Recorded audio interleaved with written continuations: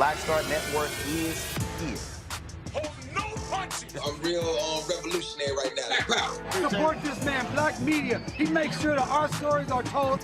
Thank you for being the voice of Black America, Roland. Stay black. I love y'all. All momentum we have now, we have to keep this going. The video looks phenomenal. See, this difference between Black Star Network and Black-owned media and something like CNN. You can't be Black-owned media and be scared. It's time to be smart. Bring your eyeballs home. You dig?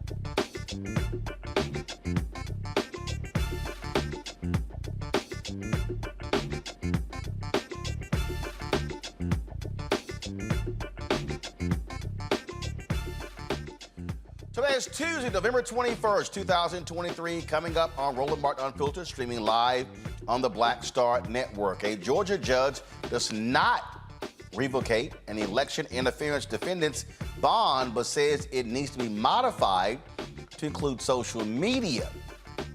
Harrison Ford certainly is happy he's not going back to jail, but you know he'll do something to send him back to that jail. Alabama police chief says his officers did not follow department policies when a black man was gunned down in front of his home during a dispute with a tow truck driver. Lee Merritt, attorney for the family, is here tonight to update us on the case of Stephen Perkins. Virginia State University will be the first HBCU to host a presidential debate. The president of VSU and the assistant vice president of government relations will join us to tell us how they secured the 2024 debate. And also, while Democrats urged the Wisconsin Supreme Court to overturn Republican-drawn legislative maps, the conservative justices questioned the timing of the redistricting challenge. This is laughable. The Senior Director of Redistricting at the Campaign Legal Center will join us, folks, talk about this here. Plus, in tonight's Marketplace segment, a black-owned company with backpacks to keep your hats from getting damaged. Oh, trust me, y'all, you're going to really love this segment. It's time to bring the funk on Roland Martin Unfiltered on the Black Star Network. Let's go. He's got it. Whatever the miss, he's on it. Whatever it is, he's got the scoop, the fact, the find. And when it breaks, he's right on time and it's rolling. Best believe he's knowing. Putting it down from sports to news to politics. With entertainment just for kicks, he's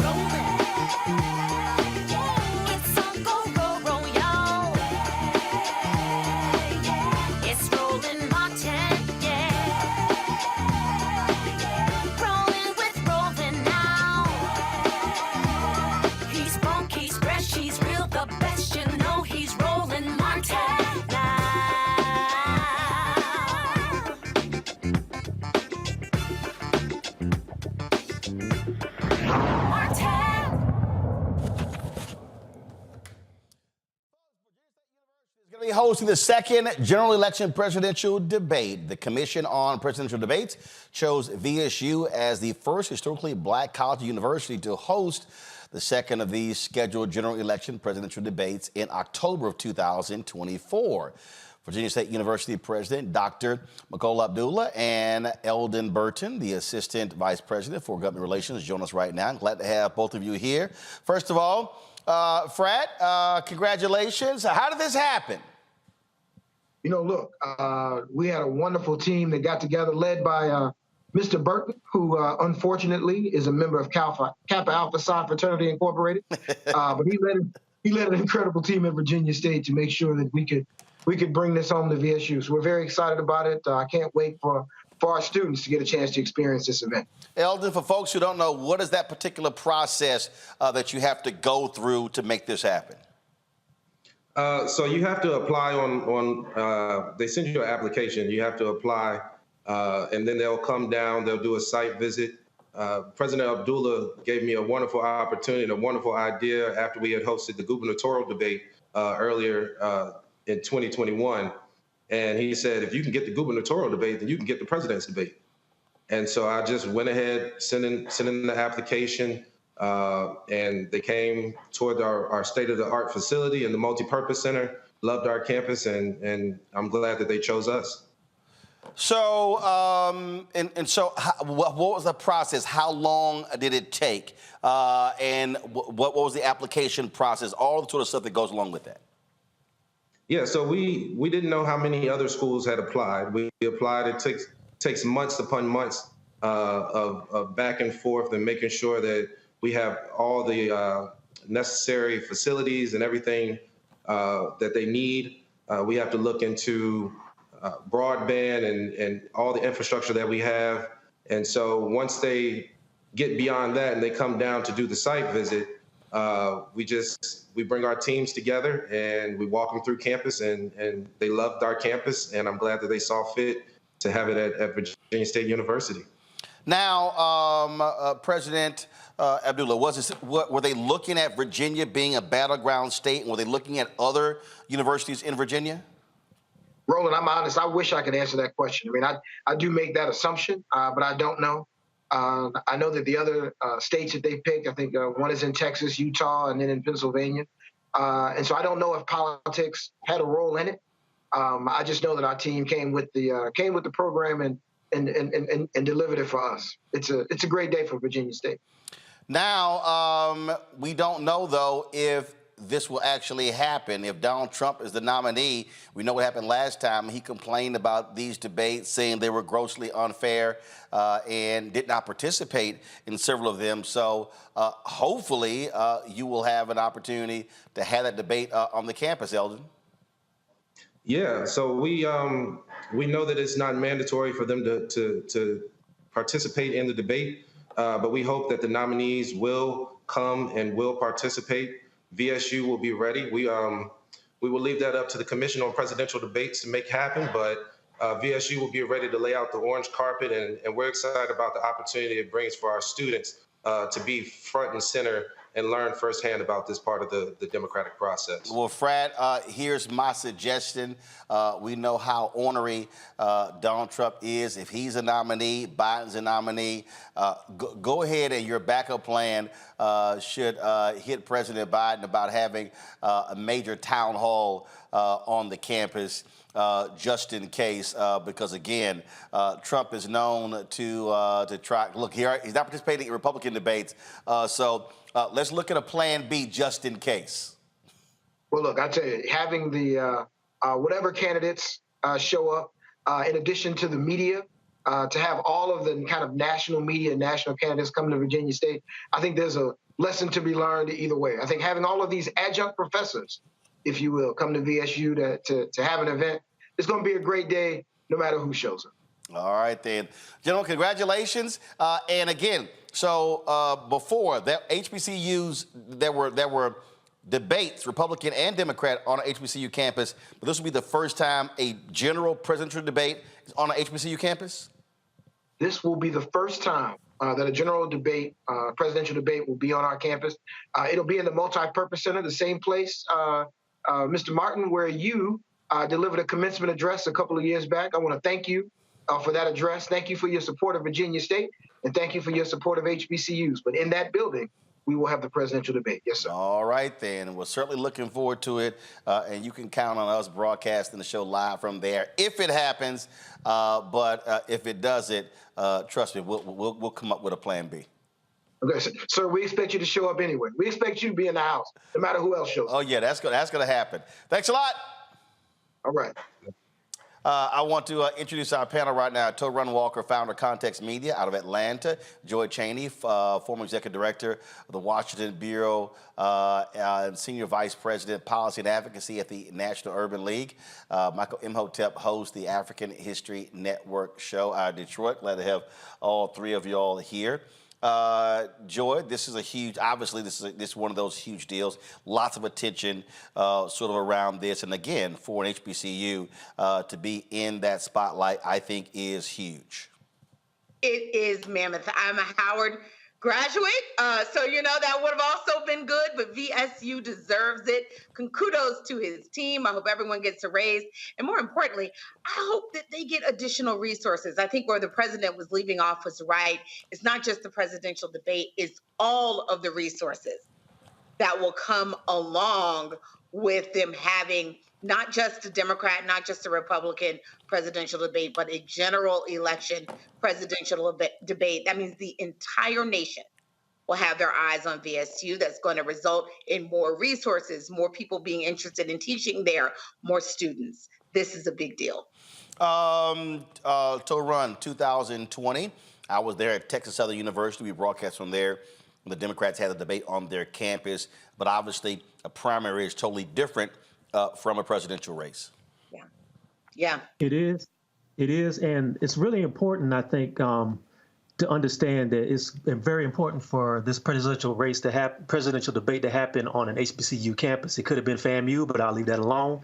But the thing about this is, there's a lot of conversation around the Democrats, and there's also a lot of conversation around this particular administration and some of the disconnect that may be happening with Black voters. So I think what has to happen is you have to be able to bring your message to the people, and it can't just be for the people in the room. It has to be for voters outside of the room and people who are very concerned about what's been happening over the past 8 to 12 years of moving up to the present day, because nothing happens in a vacuum. But you do have a lot of Black voters out here who do feel frustrated. You have a lot of Black voters out here who feel like they're not being heard, and they have to be able to feel like their concerns and their conditions are being talked about.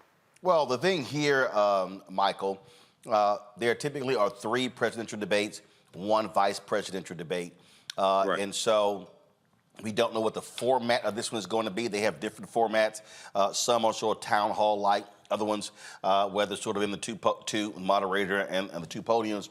But here's the deal. We already know what Trump did last time.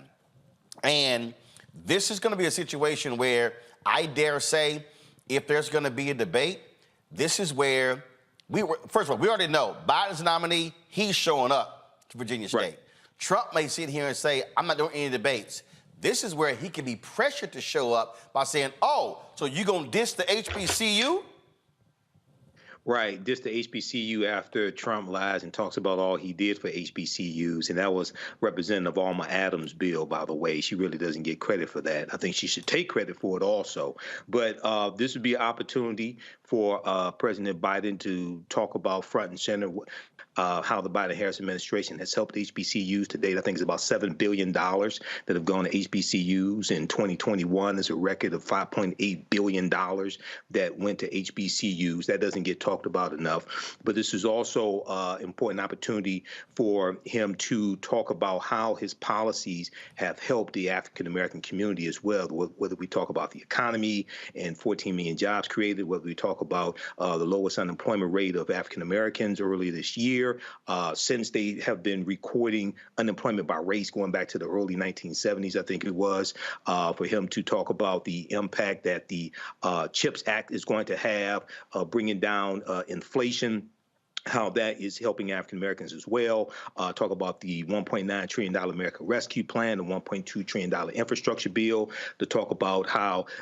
climate change and the bill he passed dealing with climate change as well is going to help impact African Americans. And once again, with this being at an HBCU, this helps to put our issues front and center, and policies that are good for African Americans are good for America in general. So, well, let's be clear. Let's be clear. Yes. That's only going to happen depending upon who's asking the questions.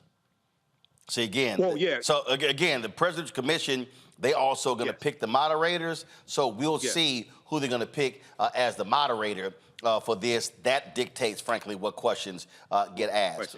Hold tight 1 second. Going to a break. We come back. We're going to talk about the bond hearing that took place in Atlanta. You know that crazy dude used to be over at Blacks for Trump.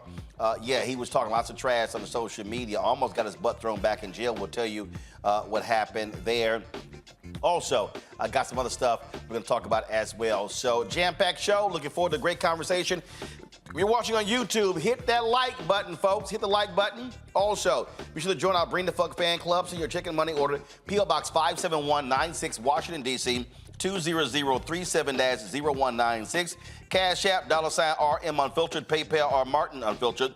Venmo is RM Unfiltered. Zelle, RolandSMartin.com. Roland at RolandMartinUnfiltered.com. And, of course, download the Black Star Network app, Apple phone, Android phone, Apple TV, Android TV, Roku, Amazon Fire TV, Xbox One, Samsung Smart TV. And you can also, of course, get a copy of my book, White Fear, The Browning of America is Making White Folks Lose Their Minds, available at bookstores nationwide. Get the audio version. Yep, I read it right there on Audible. We'll be right back.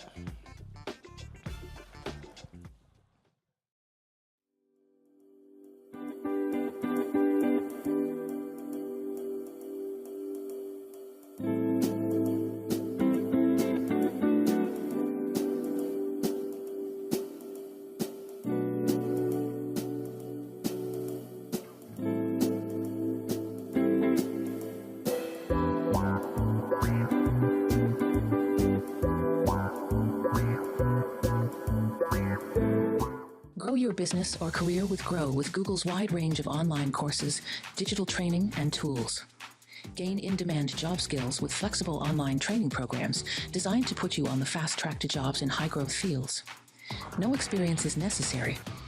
Learn at your own pace. Complete the online certificate program on your own terms.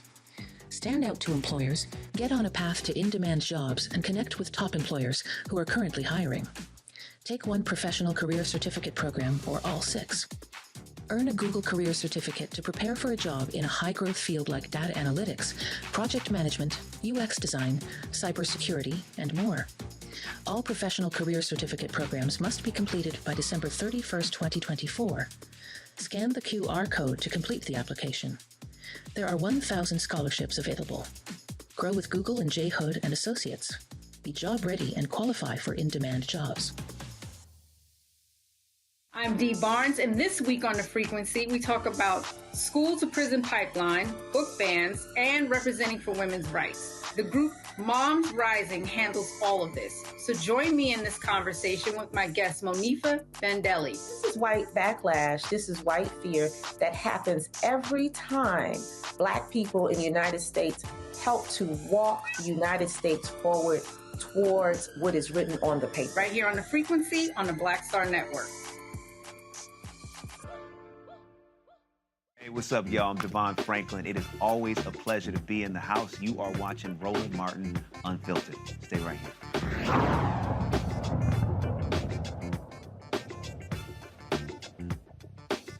Hold on 1 second.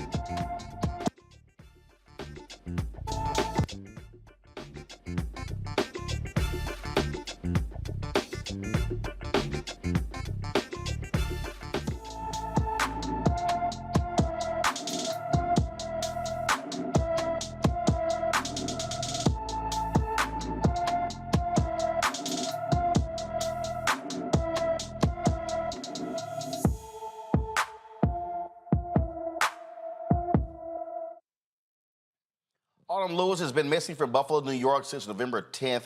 The 16-year-old is 5 feet 7 inches tall, weighs 115 pounds, with black hair and brown eyes. Anyone with information about Autumn Lewis is urged to call the Buffalo, New York Police Department at 716-853-2222. 716-853-2222. One of the Georgia 19 remains free tonight, but gets a stern warning from the Georgia judge who says his bond needs to be modified to include the nuances of social media. Fulton County Judge Scott McAfee heard arguments from DA Fonnie Willis, who actually represented them herself, that Donald Trump's co-defendant Harrison Floyd's social media posts and broadcast interviews violated his bond agreement not to interfere with witnesses. This is what McAfee said in today's ruling. At the time of indictment,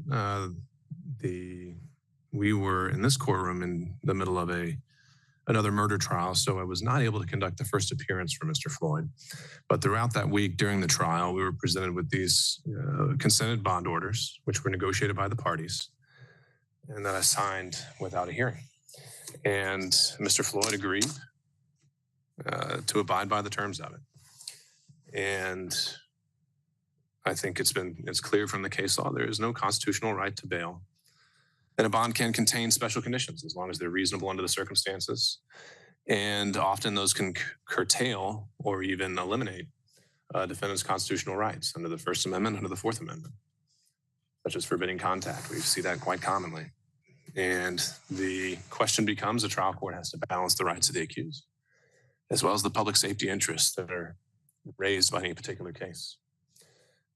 But I'll also note that a defendant is generally allowed to publicly criticize the merits of a case, to say that the prosecution doesn't have a case, to challenge the strength of the evidence, to speak his mind. And I don't see anything in this consent bond order that limited general criticism of the state's case.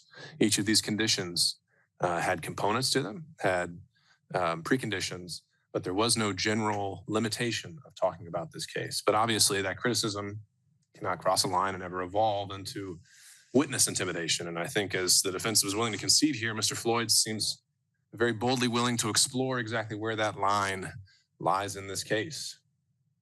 And I think the state has made a compelling argument on many of these points.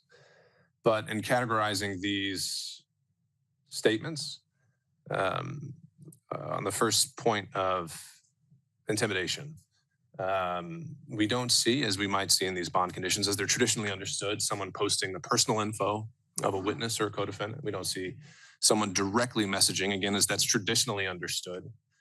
And we don't see in the wording an explicit indication that something ought to be done about these individuals or that they should be targeted in some way. I read these as seeing more that someone is wanting to defend his case in a very public way. And so on the question of, and especially when it comes to the public officials, I think we've, as Mr. Sterling testified, when it comes to intimidation, they've endured far worse than is presented in this motion. I think it becomes a much closer question when we start talking about whether this is direct or indirect communication. And we're getting into also kind of a question of, at what point is someone responsible for the response of others? And I don't know if those are necessarily settled questions under the traditional bond limitations that we used and the phrasing that we used in this case. And ultimately, I think that, first of all, the defense argument that there was no knowledge that these were potential witnesses, that's not an argument that I'm buying. I think that we can't hide behind a veil of ignorance when certain witnesses have testified before the special grand jury or are very much known to be involved in the facts of this case, or just recently pleaded guilty and were known to have a public cooperation provision. I also think that when we're talking about the facts of this case, that is a broadly understood term. And if someone is just denigrating another person who's known to be a witness and talking in reference to their proffer, that's also satisfying that precondition. But when it comes to the question of indirect communication, again, I think it comes down to, while there may, I do think that in several instances here, there has been a technical violation of Mr. Floyd's bond, and that communications he made wound up before the eyes and ears of potential witnesses and co-defendants.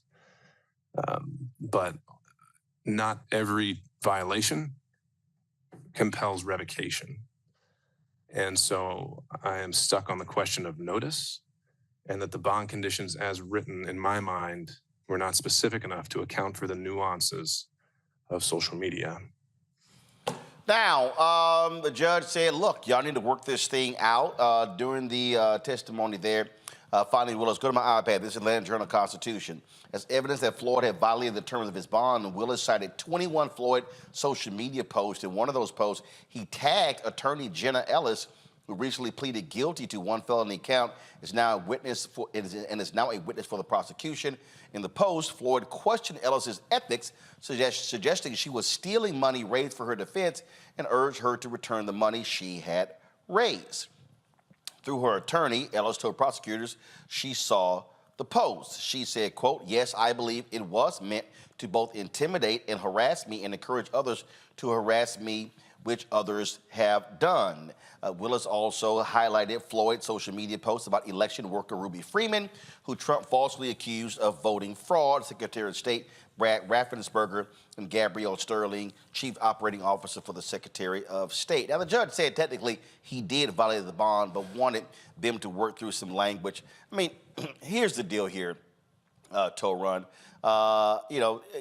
Look, the judges are saying we got to protect First Amendment rights, but what they're not going to do is allow these Trump people to do what Donald Trump does himself, which is literally attack people, especially witnesses. Yeah, this man is really skating on some very thin ice here, and he got a really good break. You have to be very careful when you're under an indictment and you're looking at some very serious charges when it comes to playing around with trying to intimidate voters. And we know that the Trump camp and the hard right is very good at manipulating social media to basically send people to basically physically harm people that they feel are threats. You know, we've seen them swat people. We've seen a lot of situations where people have feared for their safety. You mentioned Ruby Freeman. This woman went through a whole ordeal where her life was threatened just because she was a poll worker and she was considered to be somebody who's, quote unquote, stealing the election. And another thing is, you know, this particular situation is another object lesson that you cannot do what those people do and have brown skin and expect to get the same results. Everybody else who got picked up by the feds that day bonded out. He's the only person, as far as I know, that's still sitting there. You know what I mean? He should have been like his namesake Harrison Ford and rolled out from under that boulder before he saw it coming and stuff, but he wanted to sit there and be with his people, and we see the result. I would advise him to take the advice of his counsel. Well, Michael, when you show up looking like a leprechaun in court in that green suit, I don't know what the hell he's thinking. Well, Harrison Floyd called a break today, but as one of his attorneys said, he was walking close to the line. Okay, the social media post, especially the one directed towards Jenna Ellis, it looks like it was probably designed to intimidate co-conspirators. These are co-conspirators with his who are going to be witnesses, but we'll see how all this turns out. We'll see if there are other violations as well. But yeah, he did catch a break today. But the next time, and there probably will be other violations, okay? Because I think he's trying to be like a black Donald Trump, except broken than Donald Trump. But there will be other violations. But the next time, he may have his bail revoked. Joy? He caught a lucky break. He had a judge who was willing to be measured when it was obvious that he had gotten across the line, at least in a few of these instances. And what's worse is, what happens if someone were to act on some of his obviously foreseeable, it's foreseeable that someone might take this to be threatening. It's foreseeable that someone might act on this in a way that perhaps he wouldn't. It's foreseeable. And so someone might take those words and, God forbid, do something awful with them. So he has to be very, very careful. It would not be worth that.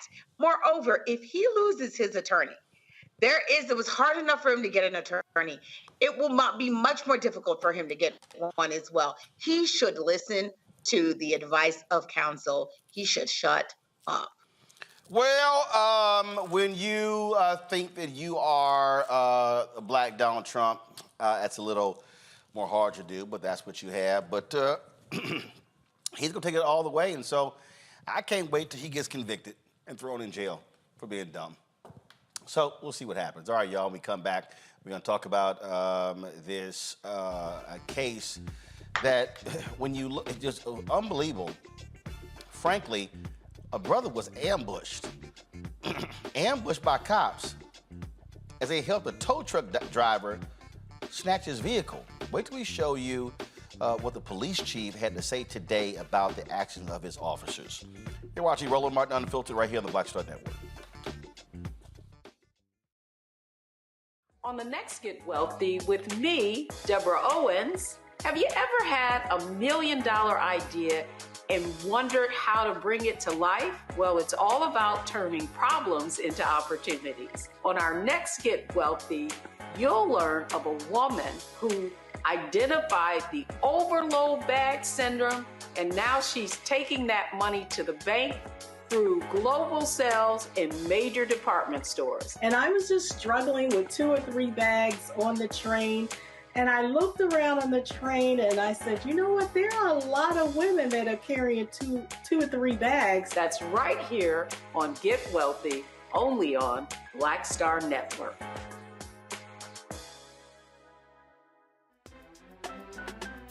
I'm Faraji Muhammad, live from LA.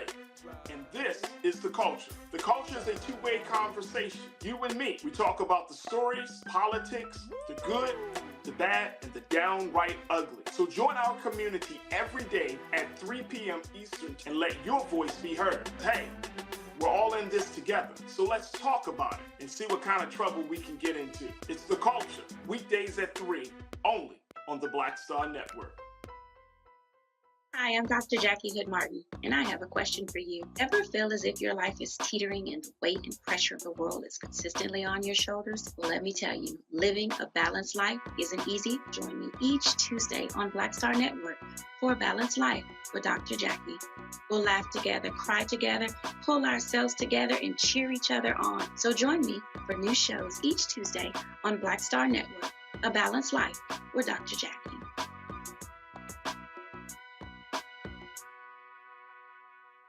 Bruce Smith, creator and executive producer of The Proud Family, Louder and Prouder, and you're watching Roland Martin Unfiltered.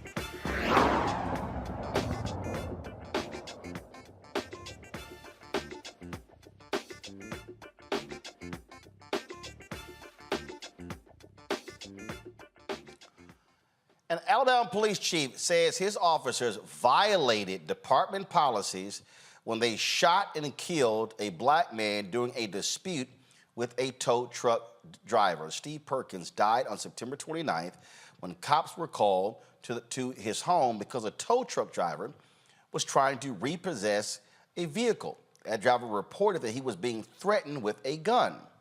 Family and friends say the repossession was a mistake. The unnamed officer who fired the fatal shot remains on paid administrative leave. Now, we talked about this beforehand, so folks, let's cue the video up so you can understand what actually took place here.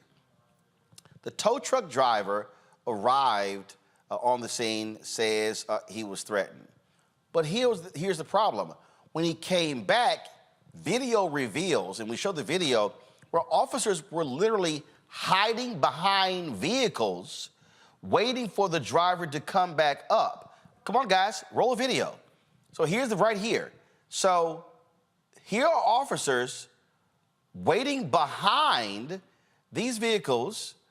Car pulls up, and then all of a sudden, then a shot is fired. What the heck was going on? Lee Merritt represents the family in this case. Lee, glad to have you here.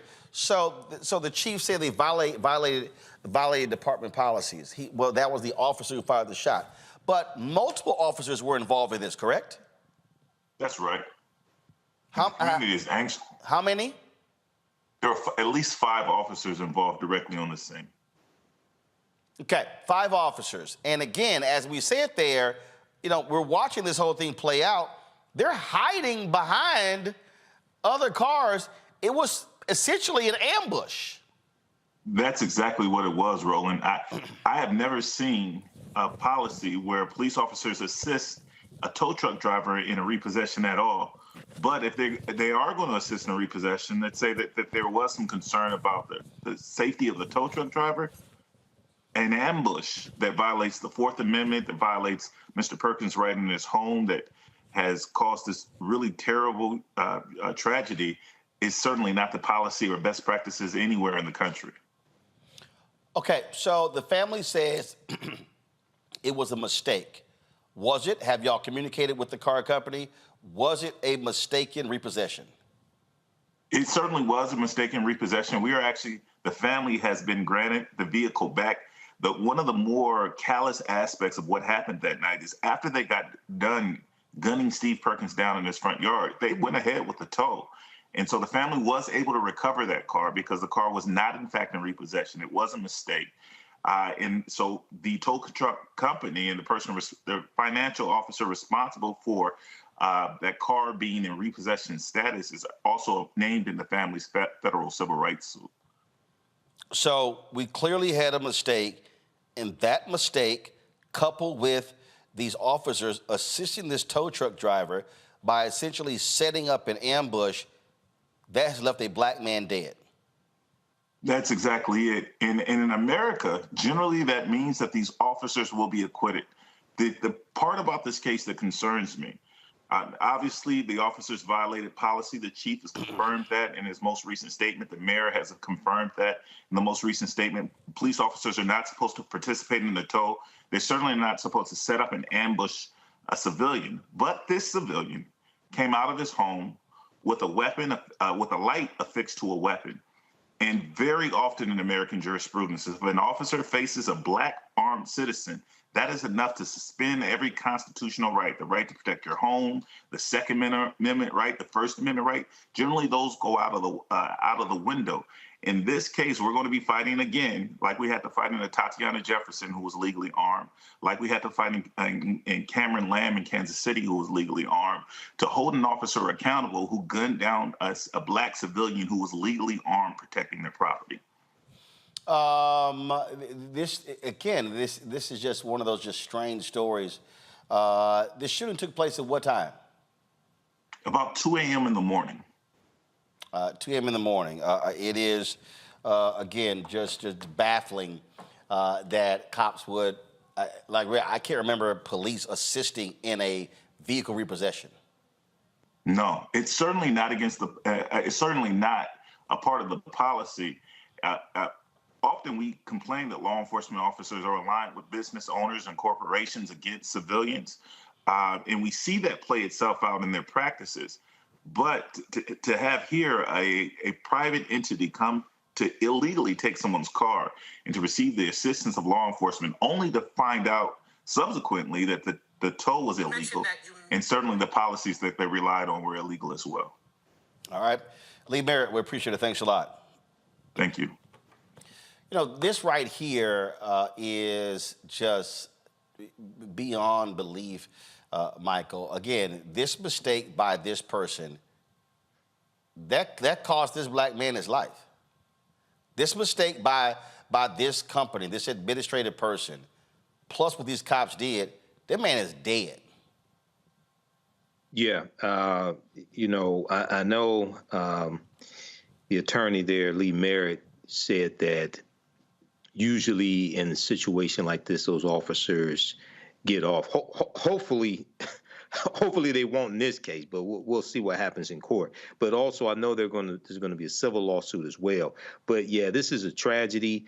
It was apparently the car should not have been towed. But also, I've never heard of a situation where police officers assist in a repossession of a vehicle as well. So this looked like wrong on so many levels here. So hopefully some level of justice will come from this as well. Toron, again, I just sort of just shake my head and you just sit here and go, only the black people. Happens only to black people. First of all, I want to say, rest in power to that brother who lost his life. But I've talked about this a lot of times. If you are black and male in America, your skin is the weapon. And I've never heard, like the brother said before, and like Attorney Merritt said, if this was a simple repossession, why do you need cops to come assist you with that? I could see if it was called in as a theft or if it was called in as something like a break-in. But this was a repossession. Why not just go up, try to contact this man, and then leave? And why were they hiding behind cars? And basically, it looks like they ambushed this man, as you said, to basically take his life over a vehicle. You know what I mean? And how come only one officer is being charged? It seems like what they're trying to do is throw this one officer to the wolves, and then so the other ones can get off and everything, and they can make this a tidy case and hope just make it case closed. What has to happen, I think, is there has to be light on this case. There has to be aggressively pursued, and there has to be more media light on this, because these sort of things happen in small towns in the South all over the country. I mean, all over the South. This is a tradition, and this can't happen here. And here's his family, Joy, having to pick up the pieces, had to bury a loved one, and now having to demand answers because somebody screwed up and said repossess his vehicle. And here he is again. Someone's coming there. He's defending his property. Correct. In the middle of the night. Let me just tell you what. Let me just say this. This is why many even oppose the idea of repossessions, because the value of that car is significantly diminished, right? Who knows how long he's even had it. So we need to reduce these kinds of interactions and altercations to begin with. So a lot of questions there. Two, if you felt that the tow truck driver was in danger, why would you send him back hiding behind him? A civilian, it's outrageous. And then to ambush this man carrying a legal weapon is completely un-American. And what I have not heard from, has the NRA said anything in defense of this law-abiding citizen protecting his property in the middle of the night, his property and his family? He didn't know who was coming to his door. This was wrong. This was tragic. And I can only imagine how he must have felt, already frustrated. Something financial might have happened that even led him. I know we focused on the fact that it was a wrong repossession, but what if it were a real repossession? It still wouldn't have been okay. It still wouldn't have been worth his life. It was too valuable. I certainly hope that there are people lose their jobs, perhaps even their freedom. When you are a police officer, breaking policy has to mean more than an administrative tap on the wrist. This was unacceptable. This resulted in someone's life. You must feel the pain of this mistake. All right, folks, hold tight 1 second. I got to go to break. When we come back, we got lots to talk about on today's show, including this case out of Wisconsin. So Republicans, they big mad that Democrats now have a 4-3 majority on the Wisconsin State Supreme Court, and they do not want them to get rid of political gerrymandering. We'll talk about that right here on Roland Martin Unfiltered. Folks, do not forget, support us in what we do. It's critically important that you support us by joining our Bring the Funk fan club. We are $240,000 under where we are last year. Now, this is what we asked, 20,000 of our fans to contribute on average $50 each. That comes out to be $4.19 a month, 13 cents a day. So not only are you getting this show 2 hours a day, you're getting Faraji Muhammad's show 2 hours a day. You're getting weekly shows from Deborah Owens, from Dee Barnes, Jackie Hood Martin, Greg Carr, Stephanie Humphrey, Rolling with Roland. You're getting the live events that we cover, all of that, folks. There is no other black-owned media outlet. Let me be perfectly clear. There's no other black-owned media outlet that does the amount of original content we do every single day. Not Ebony, not Essence, not Black Enterprise, Not Urban One, not Blavity, not DeGrio, any of them. And so we are building this Black-owned digital media network because we know information is power, and we believe you need to be getting it unfiltered from an independent source. I don't have millionaires and billionaires cutting checks funding us. I would love to have the case like these Republicans who are giving $7, $10, $15, $20 million to these many outlets. We ain't got none of that, folks. Literally, our monthly costs are $195,000. We're fighting the good fight when it comes to advertising as well, but that is not easy. You might have seen the last few days. Matter of fact, we're going to talk about it as well. All of these companies that are pulling their advertising from Twitter, or which is now called X, it's amazing. Most of these people don't spend any money with Black-owned media.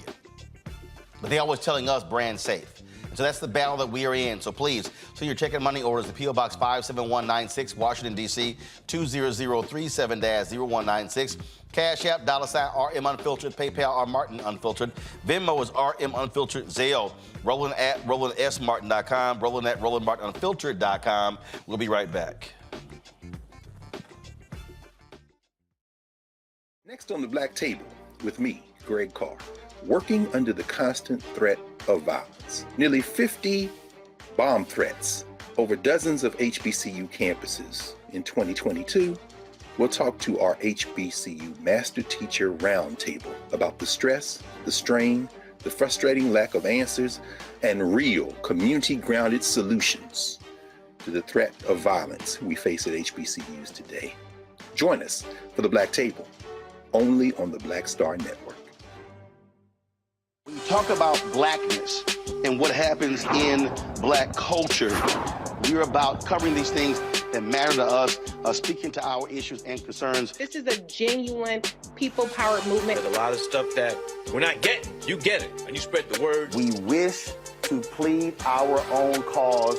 Too long have others spoken for us. We cannot tell our own story if we can't pay for it. This is about covering us. Invest in Black-owned media. Your dollars matter. We don't have to keep asking them to cover our stuff. So please support us in what we do, folks. We want to hit 2,000 people, $50 this month, raise $100,000. We're behind 100,000, so we want to hit that. Y'all money makes this possible. Checks and money orders go to P.O. Box 57196, Washington, D.C., 20037-0196. The Cash App is $RM Unfiltered. PayPal is R Martin Unfiltered. Venmo is RM Unfiltered. Zelle is Roland at RolandSMartin.com.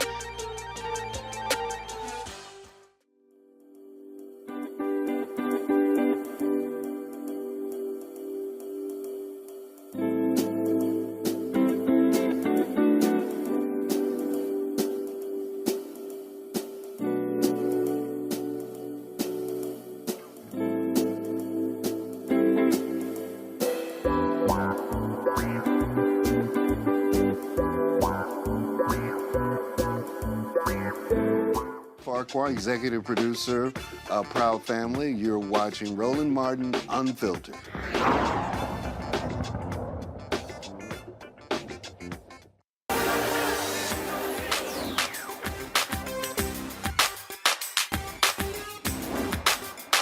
We've been frozen out. Facing an extinction level event. We don't fight this fight right now. You're not going to have Black-owned media.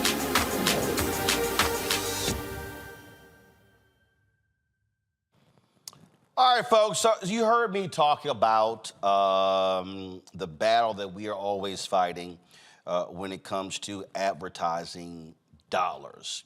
And I'm sending some text messages to some people about this segment as we speak. And what's interesting to me, and just so y'all understand how this game works, you know, we often hear from these people, they're saying, oh, brand safe, brand safe, brand safe. Brand safe, you know, so y'all cover the news, controversial, Roland, you're very opinionated, so brand safe, brand safe. Yet, what's interesting to me is where they do spend their money. If y'all actually record all the Fox News shows for 24 hours, And you're going to see a whole bunch of 1-800 commercials, a bunch of direct marketing, but you're also going to see some major commercials. For instance, do y'all know Mercedes-Benz actually has a sponsored segment on The Five? And they say some of the most foul, shameful stuff every single day. So, Elon Musk Twitter, I don't give a shit calling it X, whatever the hell, is having some issues because the folks at Media Matters reported on how they were placing ads next to what they described as anti-Semitic content. Because Elon Musk endorsed these anti-Semitic posts, and he tried to say he didn't. So here's what's happened. Go to my iPad. This is the New York Times story. Advertisers flee X as outcry over Musk endorsement of anti-Semitic posts grows. Disney, Apple, Paramount, and Lionsgate halted marketing on X, formerly Twitter, as Elon Musk faced a furor over anti-Semitic abuse on his social media platform. And then when you go through here, it's interesting.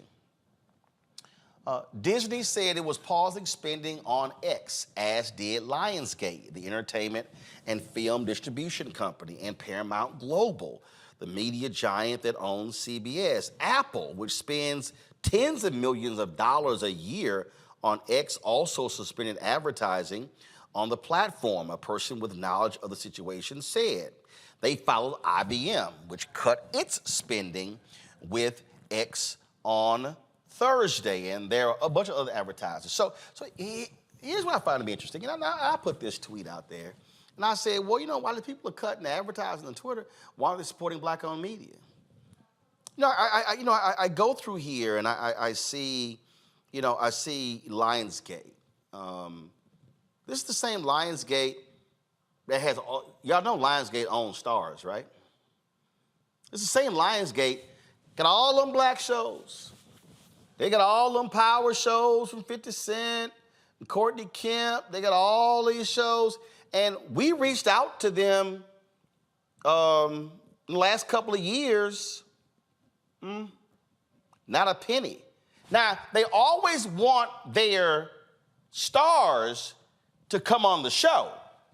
See, I keep telling y'all, they value my platform enough to want the stars of their shows to come on, but they don't value us enough to spend money with us.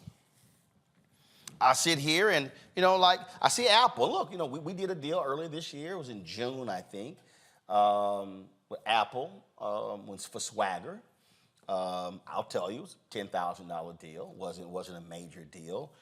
But they're spending tens of millions of dollars a year on X. And I wonder what's the outflow to advertising with black-owned media. Paramount, they all want us to watch, the remake of The Fresh Prince of Bel-Air and all their different shows. Where the money at? NBC, Comcast, pull their money. You know what? In fact, I got a thing the other day. There was a black star on one of the NBC shows. They were trying to come on my show. We ain't never heard from NBC about placing ads on our show. And so if y'all want to understand the reality of why black-owned media remains small, why black-owned media cannot thrive, why black-owned media is stuck where we are, it's because what happens is, and I'm telling y'all, I see this constantly. What happens is everybody wants us to run their content for free. But they run ads other places, and guess what? 90% of the money that Twitter makes comes from advertising, just like every other media company. And this right here, Joy, is what we are constantly fighting and constantly dealing with. And so I say to those companies, great, you no longer want to spend the money with Twitter? Fine, turn around and actually spend that money with black-owned media?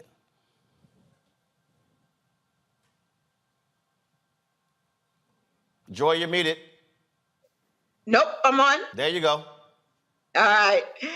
Black, showrunners, Black people with influence really need to be saying, we're calling out the companies that we work with, and we're saying, we want to work with you, but we need to see you giving back to our communities. Black people are really starting to ask, we don't want to just be consumers. We want to be owners. We want to control our media. When diversity is important, despite what the Supreme Court says, we need it in the media. It changes the stories that get told.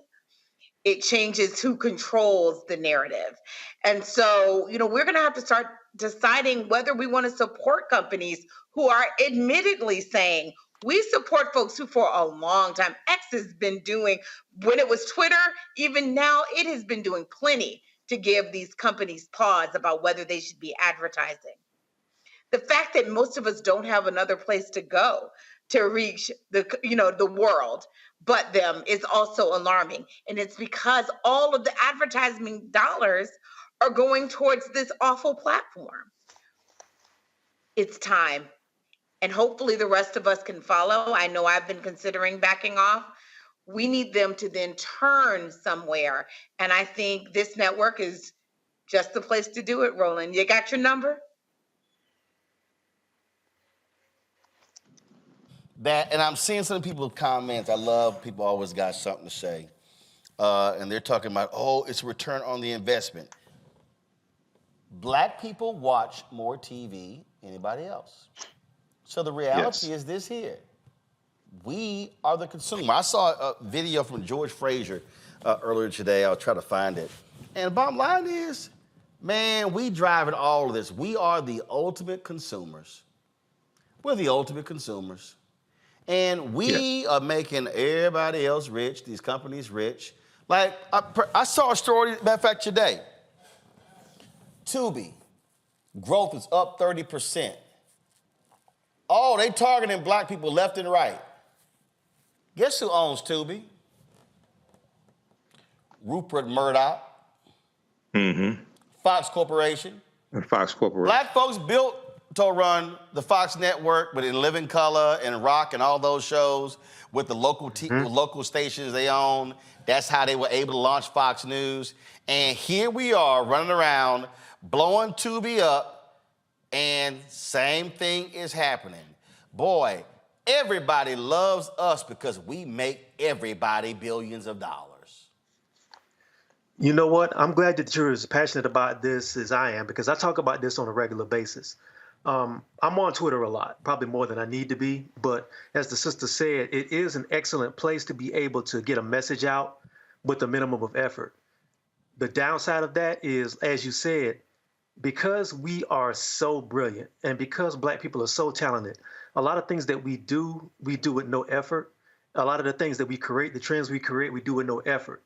And because we make it look so easy, other people who are looking at our culture feel like they can pull it from us for free. And unfortunately, that is true in a lot of cases.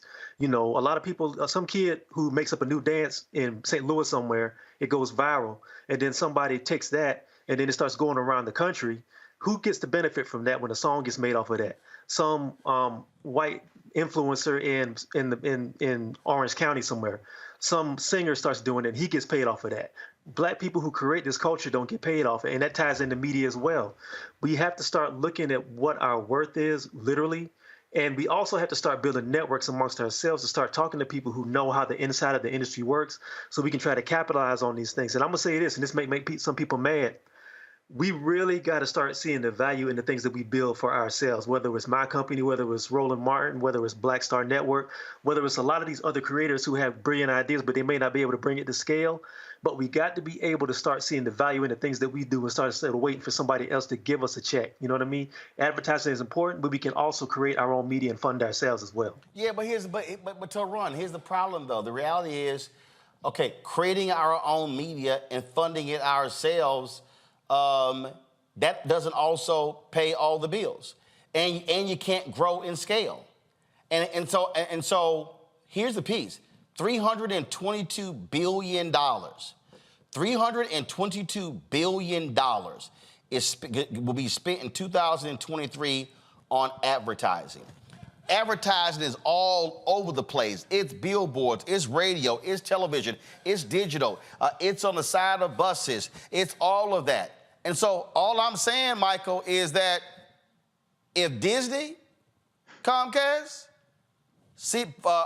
Paramount, if all these major media companies are reaping billions upon billions from advertisers, so should Black-owned media, especially when we're buying their products. That's right. Absolutely. I totally agree. And what these corporations, whether it's Fox News, whether it's Disney, IBM, et cetera, that refuse to buy ads on Black Star Media Network or other African-American owned media, they want media sharecroppers. Let's just be honest. They want media sharecroppers, okay? They want us to buy their products. They want us to watch their programs. I don't even watch Tubi because from what I hear, it's a lot of low-budget, nonsensical movies anyway. So they may have one or two good ones, but looking at some of the quality of it, I can see why Rupert Murdoch will put out something like that. You know, Rupert Murdoch is a very problematic person on multiple levels. So what you invest in shows what you value, and what you invest in, you also empower. So if these corporations were to buy ads on African-American owned media, especially the Black Star Network, okay, they would then, it's a tacit endorsement to a lot of the messaging that comes from powerful media like this. So I think we need to leverage our dollars. We need to put pressure on these corporations, and we need to go back and study what Reverend Jesse Jackson did with Rainbow Push in, it was either 1980, 1981, with that nationwide economic boycott of Coca-Cola. That nationwide economic boycott of Coca-Cola, and what he was able to get from Coca-Cola as a result of that. So, you know, to echo Dr. King, we always have to anchor our external direct action with the power of economic withdrawal. We have to do that here as well with these corporations. Final comment I'll say on this here, to all you Simple Simon Black people who I see commenting, who say, oh, well, if the viewership was there, then the money would be there. Let me tell y'all how dumb y'all are. On YouTube alone, because again, I just don't, some of y'all don't pay any attention whatsoever to facts. And that's why I got to sit here and correct some of y'all on your silliness because some of y'all just say just dumb stuff and you ain't checked no facts. This here is called YouTube Studio. This gives us a snapshot of how we do. In the last 28 days, the average that we've done is 6.8 million views. Now, mind y'all, we got our own app. We stream on Facebook, Instagram, Twitch. Plus, we got 4 fast channels, so we're all over. So it's 6.8 million in the last 28 days. The last 90 days, we've done 25,621,471 views. In the last year, on YouTube alone, we've done 112.4 million views. Now, try that bullshit with me again, saying we don't have the numbers. We got the numbers, we don't have the money. Right. That's the fact. All right, folks, hold tight 1 second. We come back. We're going to talk about what's happening in Wisconsin. Boy, Republicans, they are not happy that Democrats got a 4-3 majority on the state Supreme Court. And they're like, how dare y'all bring this gerrymandering case back up? They ain't say that in North Carolina when they took control of that court and immediately reversed 3 decisions that were decided 3 months earlier. We'll talk about political gerrymandering in Wisconsin and how that could change the balance of power in that state. You're watching Roland Martin Unfiltered on the Black Star Network. Hatred on the streets, a horrific scene, a white nationalist rally that descended into deadly violence. White people are losing their damn minds. As an angry pro-Trump mob storms the U.S. Capitol, we've seen shooting. We're about to see the rise of what I call white minority resistance. We have seen white folks in this country who simply cannot tolerate black folks voting. I think what we're seeing is the inevitable result of violent denial. This is part of American history. Every time that people of color have made progress, whether real or symbolic, there has been what Carol Anderson at Emory University calls white rage as a backlash. This is the rise of the Proud Boys and the Boogaloo Boys. America, there's going to be more of this. Here's all the Proud Boys, guys. This country is getting increasingly racist in its behaviors and its attitudes because of the fear of white people. The fear that they're taking our jobs, they're taking our resources, they're taking our women. This is white fear.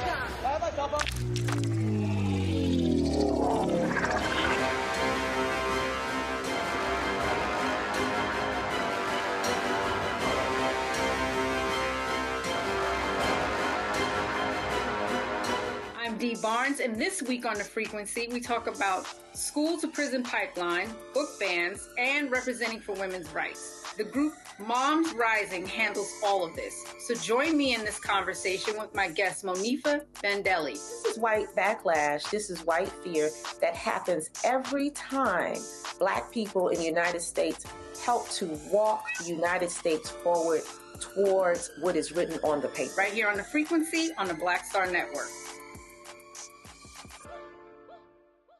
Me, Sherry Shepard, and you know what you're watching, Roland Martin Unfiltered.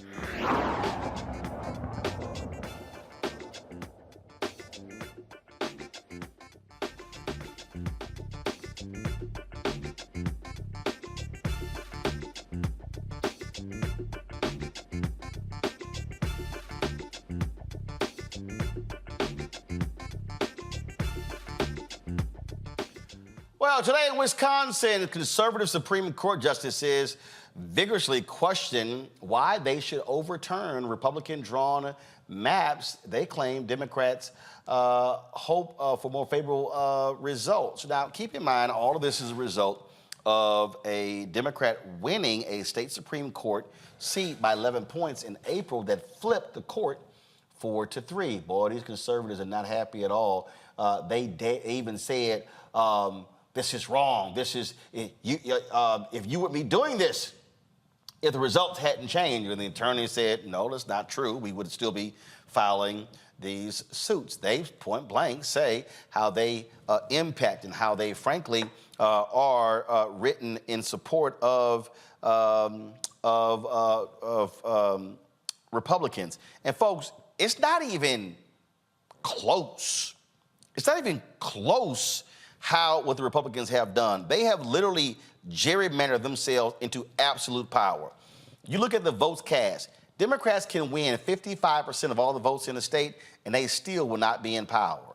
Republicans control the Senate 22-11. They dominate the legislature, and you know what they then do? They then block the Democratic governor from doing what he wants to do. They strip power from other Democrats elected statewide as a way to punish them as a result of this. Mark Gaber is the Senior Director of Redistricting at the Campaign Legal Center, joins us from Madison. And Mark, this is, first of all, I love how Republicans get power and then go, elections have consequences. Then get mad when Democrats win and Democrats go, guess what? Our turn. Yeah, well, Roland, you summed it up well for how extreme the situation in Wisconsin is. And by the way, I wish you hadn't told me you had 7 million people watching this before we started. But you're right. I mean, the gerrymander in Wisconsin is more extreme than we see anywhere else in the country. Wisconsin is a swing state. We've seen this in every presidential election. Going back to 2000, it's usually decided by 10,000, 20,000 votes. And this last election, Governor Evers won by the largest margin of any of the candidates on the ballot. I think he got like 52% maybe. And he carried 38 of the 99 districts in the assembly. Meanwhile, Ron Johnson, the Republican Senate candidate, won by a smaller margin over Mandela Barnes. 26,000 votes. Yep, exactly. And you know what? Ron Johnson carried, I think, 23 or 22 of the 33 Senate seats. He carried 70% of the Senate seats, winning 51% of the votes. So the situation in Wisconsin is egregious. The case today, ironically, was actually about a different legal issue. It's about whether the districts are detached pieces, whether they're contiguous, and I can regale you about that. But that was the legal argument today. But the two things go hand in hand. This is an NBC story right here. I love this here. They said hold on, let me pull it up right here because it's laughable when I see it. They say some have compared the state's map to Swiss cheese. And they were arguing over the concept of contiguity and how the map should be applied. And we know how the game is being played. They will create these districts. They'll be snaking through, grabbing people from different places. And Wisconsin is so sadistic. They were one of the first states where, and I forgot the dude, he died, and his daughter turned over his laptop. They were one of the first states that used algorithms to create the districts. Now, I remember reading a story because there was a Republican who complained about that. And what they did was they said that what they would do, they would tell the Republicans, okay, you could come to this office to look at the maps. You were sworn to secrecy, couldn't take anything with you, and they showed how they used computers to parse the maps to create this super majority. That's what they did. Has nothing to do with the will of the people. It was all about how can we completely have power. That's right. What they did in 2011 was made it so that voting would no longer matter in Wisconsin. That it didn't matter how the people voted. It didn't matter whether they swung from Democrat to Republican. Even when some Republicans would decide, hey, we're going to vote for the Democrats this year. We think we want to change. We want to send a message. Didn't matter. There was one election in 2010. And after that election, the Republicans got in charge, and then we were done with having elections matter in Wisconsin. And we've seen situations where the Democrats have won 54% of the vote, and as you said, get 38 seats out of 99. And this was done in the most extreme way in secrecy, as you said. You know, we found out about this because of a lawsuit, and we're able to get discovery of what exactly happened with the secretive meetings at the law firm across the street from the Capitol. And it's just, this is not how democracy is supposed to work. Voting is supposed to matter, and hopefully, we'll at long last we'll see a fair map. The court is deciding this legal issue about whether the maps are constitutional, and the court had a case a year ago, and they really abdicated their responsibility. They basically just said the legislature's provided this map, we're going to put it in place, even though the governor vetoed the map. The court ordered that map in place, and that was part of our argument today. That really goes well beyond the court's power to override the governor's veto in that manner. And the reason I got a kick out of it because these conservative justices, they've been pissed since the Democrat won, and Republicans in the legislature even went so far as saying that they were going to impeach her, and they thought, by getting the advice of some former conservative Supreme Court justices, was going to bolster their case, and then most of them said, do not do this. And then they backed off of it. And so what they're really saying is, we love it when we win, we hate it when you win, and so therefore we will do whatever we want to ensure that we remain in power. Even to the point where some of these Supreme Court justices got angry that the majority was deciding to move forward with, mundane things in the building. And it's kind of like, well, that's what happens when you got the majority. 4-3, 5-4, hello. Well, look, I make it a practice of not talking about the justices or the judges I have up here in front of.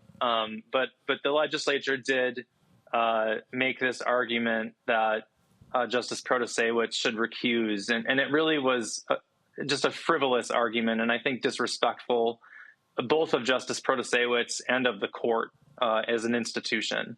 There's just no legitimate argument to say that the new justice shouldn't be able to hear a case. The people of Wisconsin elected her to hear cases that come before the Supreme She won by 11 points. That was a blowout. Right. And, this was the largest. There's some complaints about how the Democratic Party had worked on her behalf. This was the most expensive race in judicial history in America.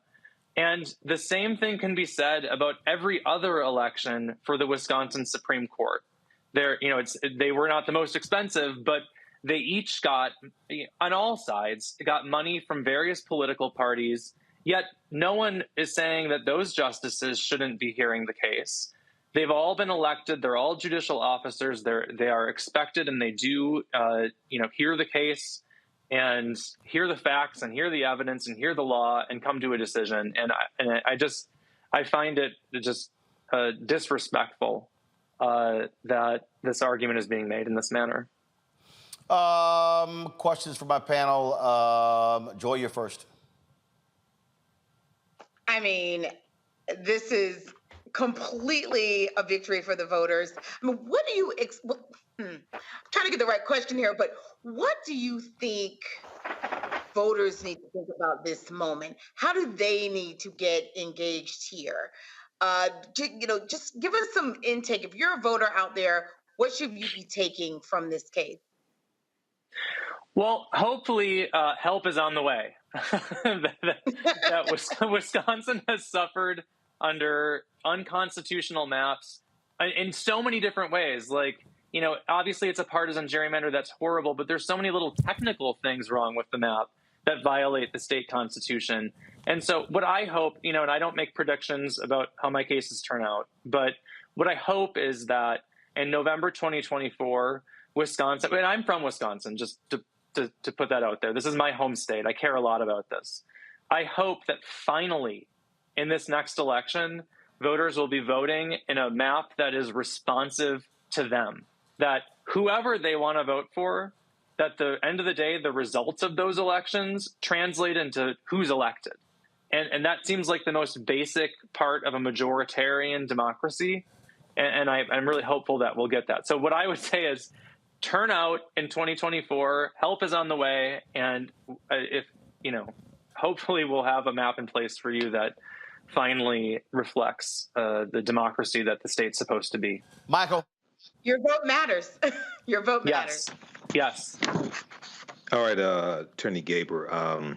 So if the Wisconsin Supreme Court overturns these gerrymandered legislative maps, can you talk about policies that are pressing in Wisconsin that could be affected or could be put in place if you can get the right people in place, get more Democrats in place, et cetera? Can you talk about how this can result in policy changes that impact people in Wisconsin, especially African Americans, if possible? Yeah, let me give you an example. In our litigation that's before the court right now, there was what's an amicus brief. It's a friend of the court brief that was filed by mothers of children who suffer from lead poisoning in Milwaukee. And they eloquently talked about how hard it is to get the state legislature to do anything about this problem right now, and how the state legislature has taken away the power of local governments to do anything about this problem.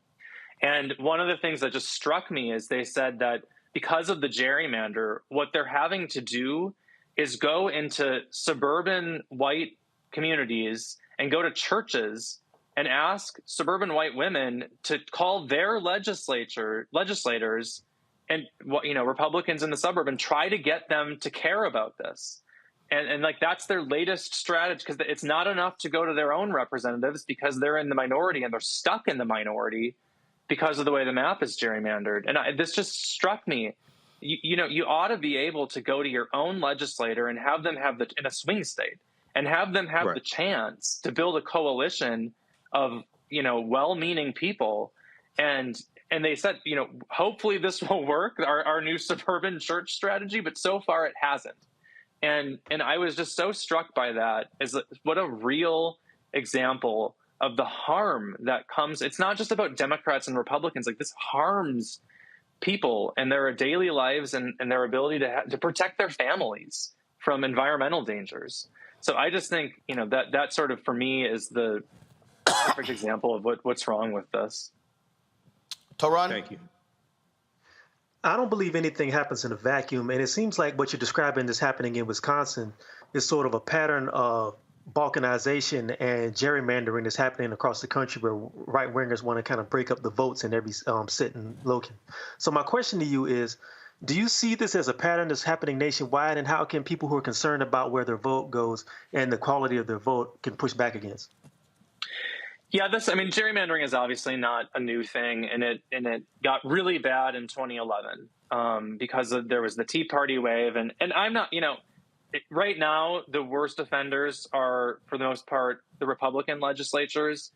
There's states where the Democrats do this too. Illinois is pretty badly gerrymandered, and like, nothing should be gerrymandered. All of the states should just be fairly drawn to represent whoever lives there, and in an equal basis. But it is the case, just factually, that the worst offenders right now are Texas and Wisconsin and Florida. But there is hope. Over the past decade, a lot of states, voters in states, particularly states that allow voters to pass initiatives at the ballot box, so Michigan and Colorado and other states. Ohio is going to have one here in the next election. There's going to be the opportunity to vote on independent commissions. So just take this away from the politicians entirely. And that way you have independent folks who are just citizens of the state, who are, their main goals are to enforce the Voting Rights Act, comply with federal law, and then draw districts that represent the communities and that aren't skewed in favor of certain parties. So, it's not all doom and gloom. That we have seen a lot of progress in a lot of places, and hopefully we'll get through. This lawsuit will end with a good result in Wisconsin as well. But we got sort of at the worst point of gerrymandering, I think, over the last decade in the second half of President Obama's first term, and it's taken a decade to dig out of that and try to end this. And I think Wisconsin's kind of the last stand of the states that were really bad. Obviously, as Roland said at the beginning, we're seeing backsliding in North Carolina. It's you never actually, like, you can't let your guard down. Once you win something, you gotta keep trying to protect it. Well, and keep in mind, Ohio created that very commission, and the Republicans there are like, yeah, we're gonna ignore it. Yeah. So it's absolutely ignore the Supreme Court. And they just weren't gonna. Never mind. Yeah. So like, okay, new commission. We're back on the ballot. Said, okay, you weren't going to follow that rule. We'll make it so you can't get out of this. Yep, absolutely. All right, we appreciate it. Thanks a lot. Thanks for having me. Good luck. Thank you very much. All right, folks, we come back. Derek Chauvin goes to the Supreme Court trying to get his case reviewed. Enjoy prison, son. We'll be back on Roland Martin Unfiltered on the Black Star Network. Grow your business or career with Grow with Google's wide range of online courses, digital training, and tools. Gain in-demand job skills with flexible online training programs designed to put you on the fast track to jobs in high-growth fields. No experience is necessary. Learn at your own pace. Complete the online certificate program on your own terms. Stand out to employers, get on a path to in-demand jobs, and connect with top employers who are currently hiring. Take one professional career certificate program or all 6. Earn a Google Career Certificate to prepare for a job in a high-growth field like data analytics, project management, UX design, cybersecurity, and more. All professional career certificate programs must be completed by December 31st, 2024. Scan the QR code to complete the application. There are 1,000 scholarships available. Grow with Google and J. Hood and Associates. Be job ready and qualify for in-demand jobs. When you talk about blackness and what happens in black culture, we're about covering these things that matter to us, speaking to our issues and concerns. This is a genuine people-powered movement. There's a lot of stuff that we're not getting. You get it, and you spread the word. We wish to plead our own cause to too long have others spoken for us. We cannot tell our own story if we can't pay for it. This is about covering us. Invest in black-owned media. Your dollars matter. We don't have to keep asking them to cover our stuff. So please support us in what we do, folks. We want to hit 2,000 people, $50 this month, raise $100,000. We're behind 100,000, so we want to hit that. Y'all money makes this possible. Checks and money orders go to P.O. Box 57196, Washington, D.C. 20037-0196. The Cash App is $RM Unfiltered. PayPal is R Martin Unfiltered. Venmo is RM Unfiltered. Zelle is Roland at RolandSMartin.com. Hey, it's John Murray, the executive producer of the new Sherry Shepherd Talk Show. You're watching Roland Martin Unfiltered.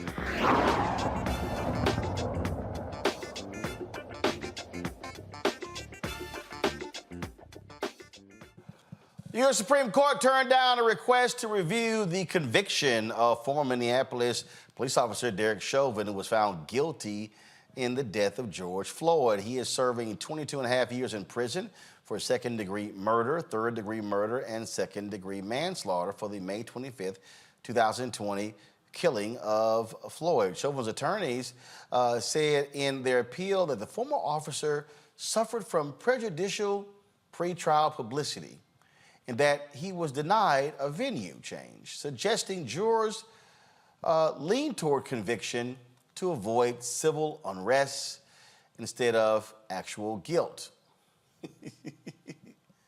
Nalto Run, they pretty much got it right.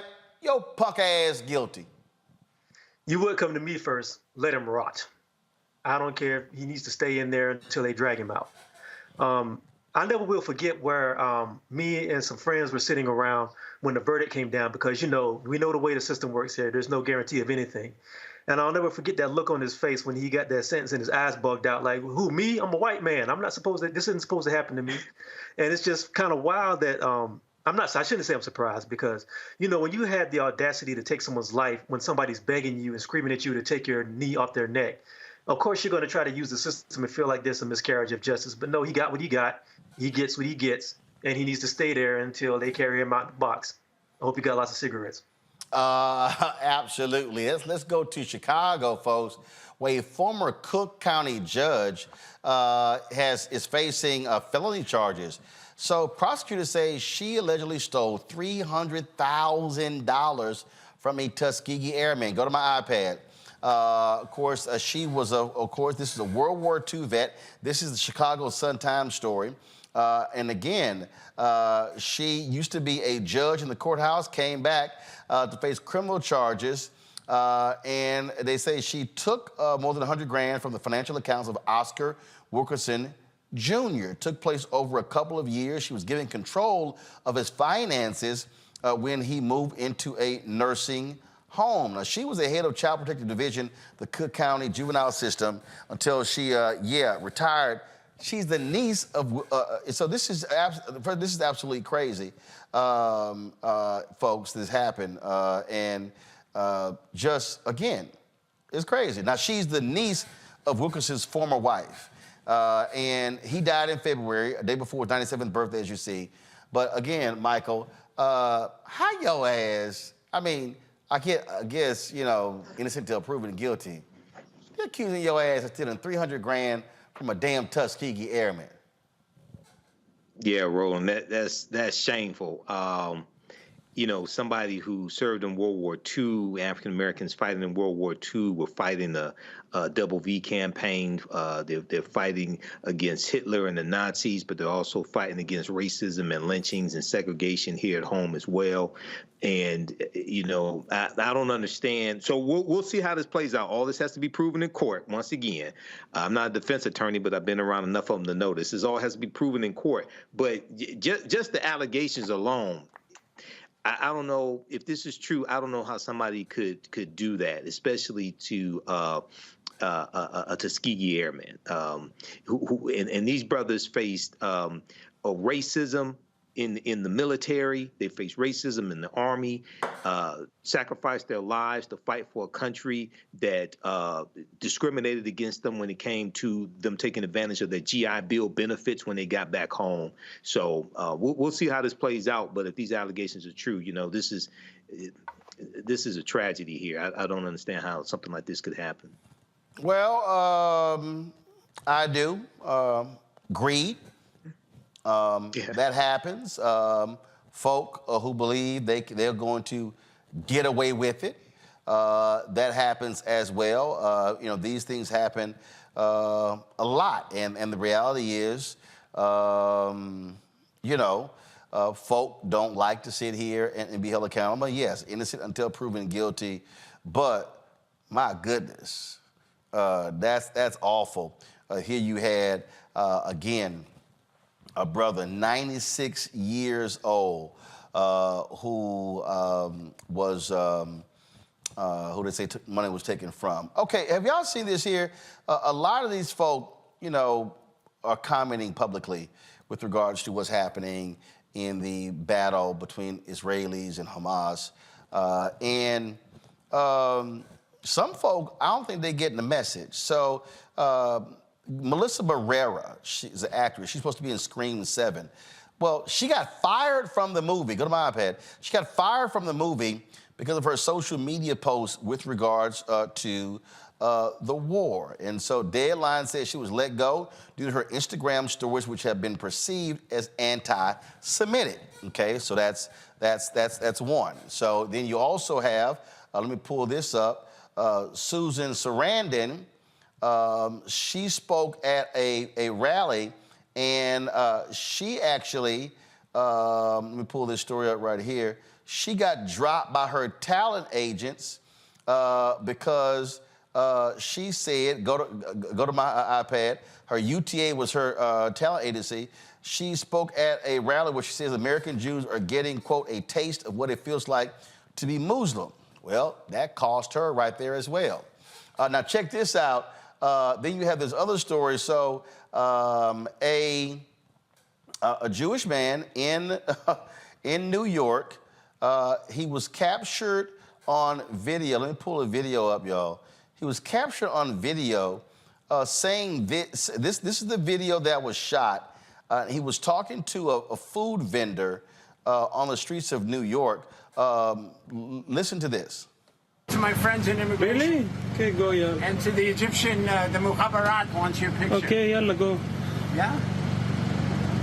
You know the Mukhabarat? The Mukhabarat. No, I don't know. You don't know? I don't speak English. No? Yeah, go, The yalla. Mukhabarat in Egypt will get your parents. Go. Does your father like his fingernails? They'll take them out one by one. يلا روح من هنا يلا go yeah. Why should I go? Why should I go? Tell me why I should go. I'm standing here. I'm an American. I have free. It's a free country. It's not like Egypt.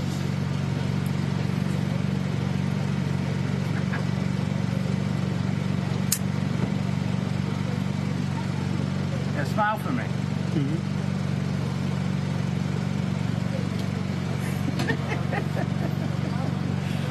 Did you rape your daughter like Muhammad did? Did you rape your daughter like Muhammad?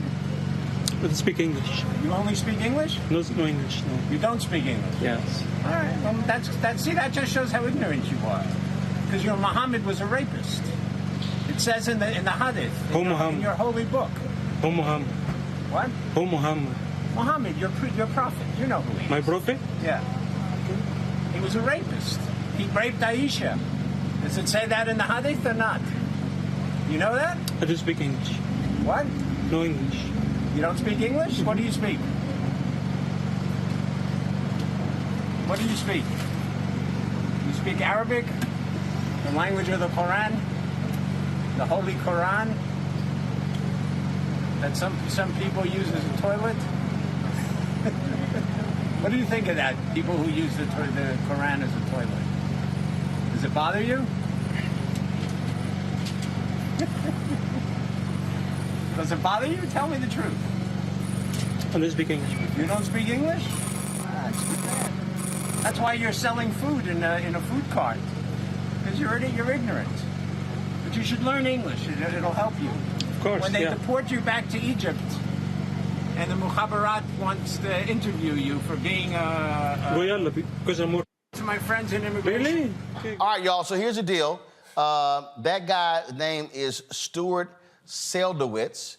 And here's what happened to Stuart. That was not the only video where he was busted. Here was a second video that was recorded by the cart vendor. And this is the one that really went viral. And it's caused Stuart a little problem. Watch this.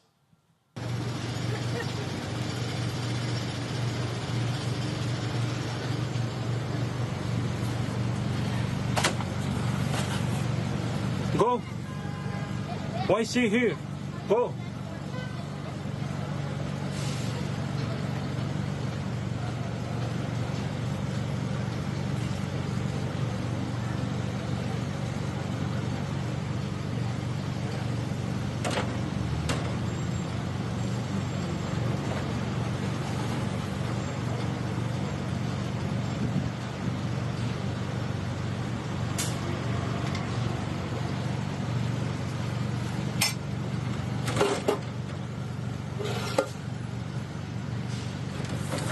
It's not my fault that you pray to a criminal. Listen, I'm working now, okay?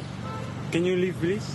Go, please. You're not working. There's nobody I'm just here. working here, yeah. Go. There's nobody here. And we're going to put big signs here that say this guy believes in Hamas. Do you want to buy something? No, I don't. Okay, why is he here? I won't give you a penny of my money. Listen. Why is he here? What? You wanna buy something? No. Okay, go. I don't want to go. I have a right to stand here. You have no right to be on the sidewalk. You have a permit? Yeah, I have a permit. I have everything. I have a license. Okay, but you don't have a visa. I have a passport, my friend. Go. What do you have? It's not your business. Go. Oh, it is my business because I actually know the guy who owns all these. I have an American citizen. Do you have You're it? American citizen? Yeah, do you have it? How? How did you become an American citizen? It's not your business. Go. Oh, you're right. I'm born here.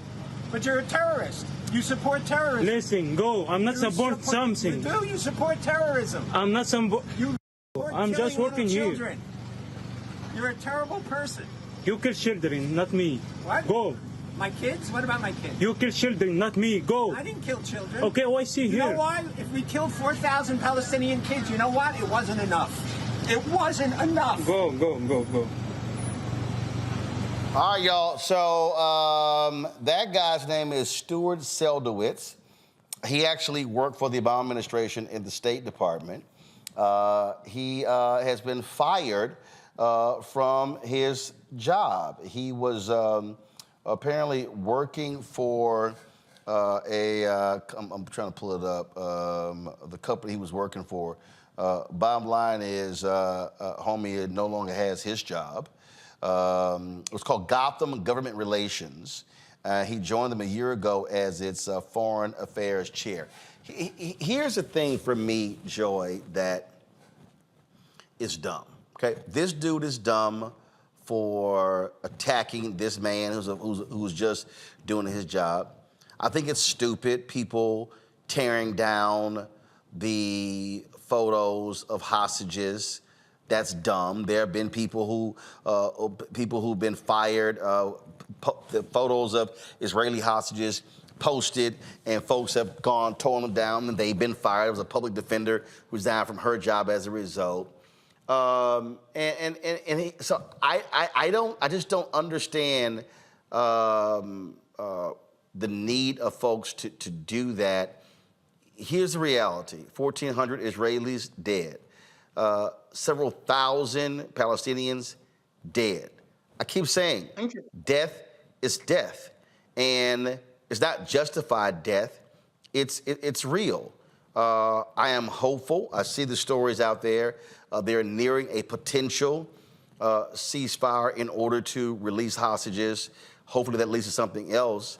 But you literally have people who are accosting others with an opposing view, people who are Jewish, people who are Palestinian, or even who are not. And it's just shameful.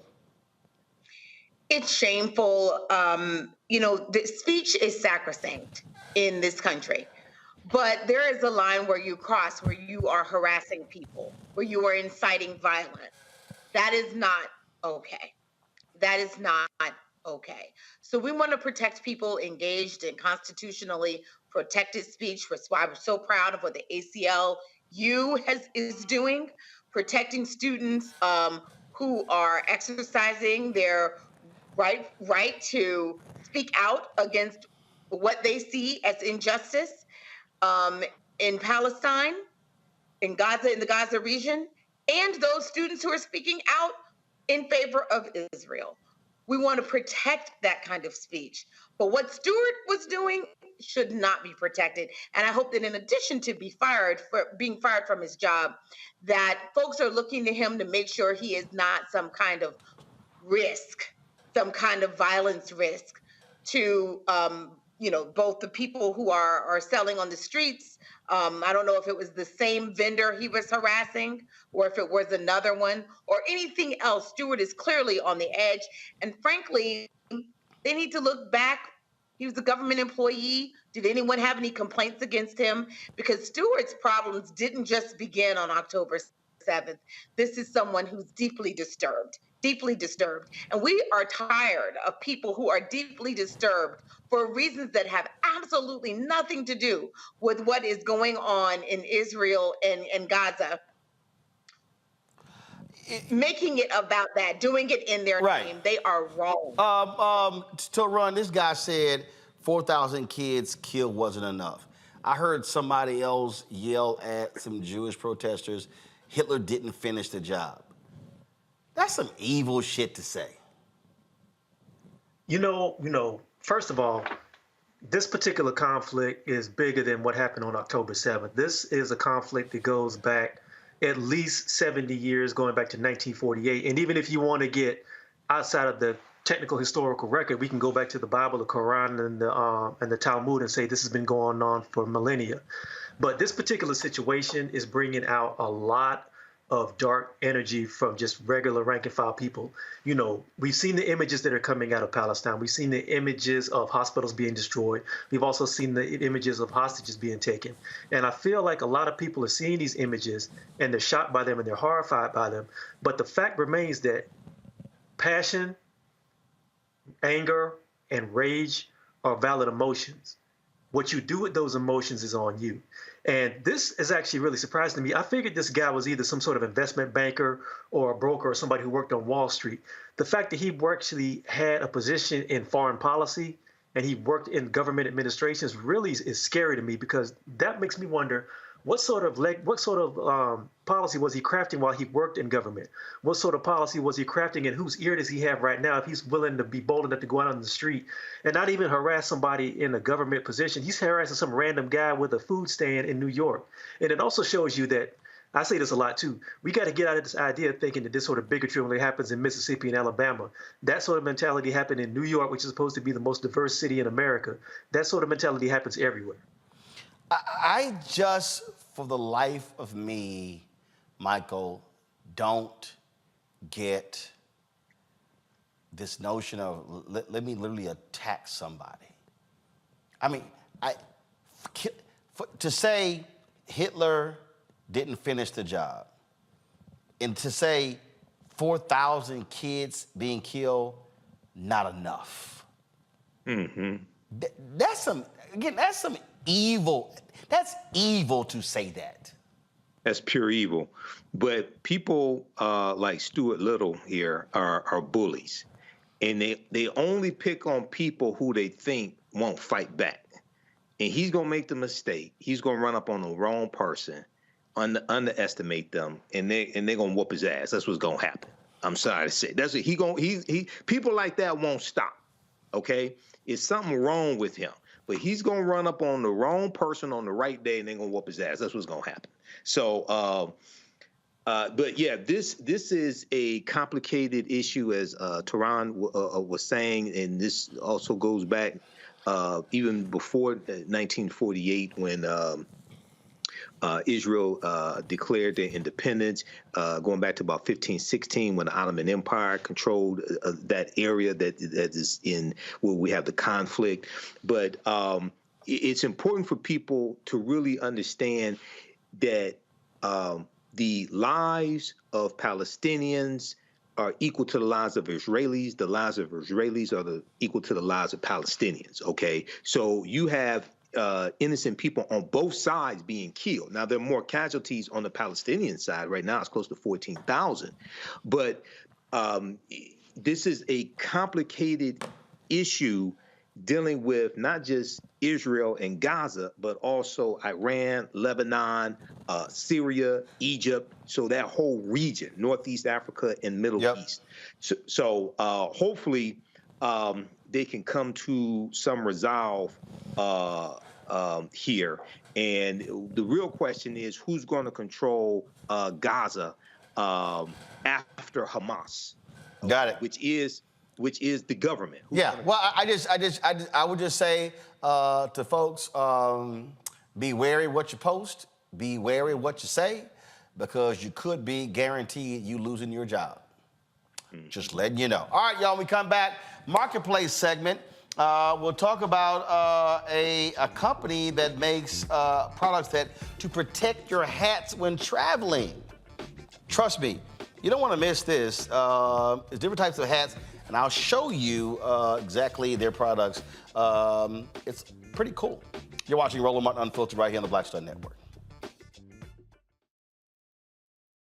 On the next Get Wealthy with me, Deborah Owens, have you ever had $1 million idea and wondered how to bring it to life? Well, it's all about turning problems into opportunities. On our next Get Wealthy, you'll learn of a woman who identified the overload bag syndrome, and now she's taking that money to the bank through global sales in major department stores. And I was just struggling with 2 or 3 bags on the train. And I looked around on the train and I said, you know what? There are a lot of women that are carrying two or 3 bags. That's right here on Get Wealthy, only on Black Star Network. When you talk about blackness and what happens in black culture, we're about covering these things that matter to us, speaking to our issues and concerns. This is a genuine people-powered movement. There's a lot of stuff that we're not getting. You get it, and you spread the word. We wish to plead our own cause. Too long have others spoken for us. We cannot tell our own story if we can't pay for it. This is about covering us. Invest in black-owned media. Your dollars matter. We don't have to keep asking them to cover our stuff. So please support us in what we do, folks. We want to hit 2,000 people, $50 this month, raise $100,000. We're behind 100,000, so we want to hit that. Y'all money makes this possible. Checks and money orders go to P.O. Box 57196, Washington, D.C. 20037-0196. The Cash App is $RM Unfiltered. PayPal is R Martin Unfiltered. Venmo is RM Unfiltered. Zelle is roland@rolandsmartin.com. I'm Faraji Muhammad, live from LA. And this is The Culture. The Culture is a two-way conversation. You and me. We talk about the stories, politics, the good, the bad, and the downright ugly. So join our community every day at 3 p.m. Eastern and let your voice be heard. Hey, we're all in this together. So let's talk about it and see what kind of trouble we can get into. It's The Culture, weekdays at 3, only on the Black Star Network. Me, Sherry Shepard, with Sammy Roman. I'm Dr. Robin B., pharmacist and fitness coach, and you're watching Roland Martin Unfiltered.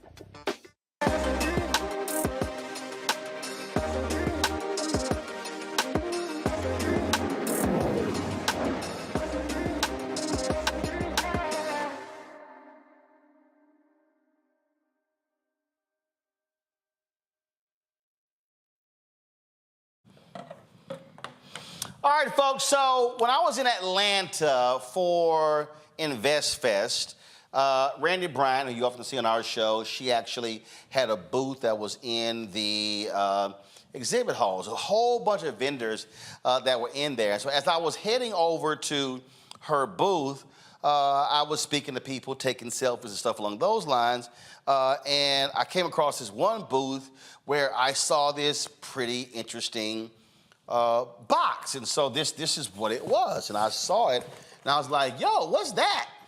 And so the sister was in the booth. She began to tell me exactly the products they had. And I was like, yo, that's pretty cool. And so she gave me her card, thank goodness, because I also told her to email me. She didn't email me. But thank goodness I remember I had her card, and I found it. And so I told Carol, I was like, hey, let's get her on the show. Because, you know, we always want to feature different Black-owned businesses. She got Christmas coming up. And I just saw this, and I was like, yo, this is a really great product, folks. And so the company's called the Welkin Society. The CEO is Tadrika Strickland Peacock. She joins us right now. And Tadrika, glad to have you here. And so this is actually a product that protects your hats while you're traveling, correct? Yes, sir. Yes, sir. It is a hard shell hat case. It is a backpack as well. So you can have a diverse carry. The straps are adjustable, so you can change them to make it a crossbody. Not only can you carry your hat in here, we also have the ability to open it up, and inside there is a removable brim protector, so you can actually carry your clothes, shoes, outfits, toiletries. You have your whole outfit in here. And just get ready. All right, so help me. So I reach the backpack. Faith, come here. So Faith is my niece. She's at Howard University. Get over here. Come on, you about to model something. Get over here. Get over here. You walking slow. We on live TV. You got to move faster. All right. So when you say it's a backpack, so now is it for both shoulders or is it just a strap across? Both shoulders. Okay, I don't know how that's. Okay, you got to show me how that's done, but. All right, you see this right here. You attach the strap up here, and then you attach the two down here. So these parts right here are going to go on your body. Okay, we'll have to figure that out later. Okay, but in the meantime, you can actually put it on. Come on, stick your arm through. Come on, Rockhead, stick your arm through. All right, I messed up your bun. You'll be all right. So you can actually, again, you put it across your body so you can actually carry it. And what's interesting is, step over here. So what's interesting is that when I open it up, so this is on the inside. Now, does this one on the inside come with it, or is this a separate hat box? No, that's a separate hat box. Gotcha. All right, I'm just checking because this was on the inside of that one, and I was like, okay, does that come on the inside? Now, this one is actually pretty cool because I thought this was cool because, so I play golf, and I have different straw hats. And so this one here holds your smaller hats, right? Yes, sir. Yes, sir, it does. And it is a backpack as well. All right, same thing, backpack as well. Now, the reason I liked this one, all right, to take this one off, Faith. So the reason I like this one is because, all right, hold that. So I'm gonna show you so typically, like I have cowboy hats and other hats as well. Uh-huh. And so this is the normal style hat box when you travel. And the problem for me with this one is that pretty much it only fits one hat. Mm-hmm. It only fits one hat. So what I thought was cool about your hat box when I popped this one open was that when I opened this one here, I kept this in because you said this is the brim protector, right? Yes, sir. All right, what I thought was cool is I can literally carry 3 cowboy hats in one. Yes, sir. So that way, because part of the problem when you're traveling, you know, you only got one, so now you got to sort of coordinate all your clothes around that one particular hat where I can do different ones here. And you also have one for baseball caps, right? Yes, sir, I sure do. All right, and so same thing. All right, take that one off, Faith. So this one's also pretty cool. Now, this one has only, doesn't have a backpack, right? No, it's just a shoulder strap. All right, so just a shoulder. Yeah, you can just put that across your body. I thought that one was also pretty cool. And you said you don't have to actually carry hats in here, you can carry other stuff. Yes, sir. Right, and so I thought this one was pretty cool too because this one has enough room. I told you I tried this. See, I know to run so I actually pull this. So I actually put in one. It's an Alpha hat, Astros, Roland Martin Unfiltered, another Alpha hat, my homeboy Wendell Hogan's Original T Golf Classic, and another hat. So this one was able to put 6 baseball caps in this one. Yes, sir. So how'd you come up with this? Well, living in Atlanta, you go to the airport and you see a lot of things. And I saw so many people in the airport with 5 and 6 hats on their head traveling. Are you serious? I'm telling you, you have a wife will have on 2 hats, the husband got on 3. It's crazy in the airport. But people will wear multiple hats on their head so they don't have to check their hats. Or like for the ball caps, they actually attach them to their duffel bag and then try to put it up in the overhead compartment. Well, of course, they're going to get crushed up there. You can only protect it so much in the overhead compartment. It's like a free-for-all. So when did you create this? What year was it? I created this in 2021. So, but the idea came from this walk around the airport going, they ain't got nothing to carry their hats in. Yeah, a lot of my products that I have are because of things that I feel that people need that we just don't have. I'm a creative in that nature. I also like to help and do service. So my hat cases are just one of the many products that I offer that provide posture protection against the natural and technological element. Gotcha. All right, hold up. I needed something to cover up. Faith's bun. So let me. What? Your mama just texted me and she said I can do this. So she said, yeah, cover that bun. Let's see right here. Cover that bun up. There you go. Oh, don't pull on the brim. I had the brim done, girl. Right, fix. No, that bun is too. That ain't gonna do it. Your bun is too damn big. That'll do it. Don't touch the brim. Okay, I'm sorry. That'll do it. There you go. I'm smushing your bun. All right. So you talked about for the hats. Now, what other products do you have? Well, I also sell prescription-ready blue light glasses. All of our glasses are prescription-ready, like the ones I have on, but they're pre-coded for blue light for people that just want a nice pair of fashionable blue light glasses, but don't feel like they need to go to the optometrist to get glasses. They can just buy mine right off the bat, and then if they do need prescription, they can take them to the optometrist and get prescription in them. Our Sunnies actually are the blue light glasses with the actual sunglass component attached. So you have an option to wear sunglasses and your regular glasses too. A lot of people don't like transitions. Those were created because I kept seeing people at the store that would have on their regular glasses and have sunglasses sitting on top of them. All right. I was like, this is now, what are all the other bags you got in front of you right now? So this is our newest product. These are our concealed carry bags. All of our concealed carry bags lock to protect tiny hands and sticky fingers. Oh, that's right. You showed me that bag. I was like, I ain't gonna need that. I don't carry no gun. But go ahead. Now say it again about the tiny finger things. Tiny hands and sticky fingers from accessing protective devices. All of our bags come with a removable holster for people like you that don't necessarily carry a protective device, but want to protect their passports, wallets, phones while they're traveling. They can just lock it up in here. And all of our bags lock. And all of our bags have removable holsters for that purpose. Because we know that everybody doesn't carry protective devices, but they may have medications.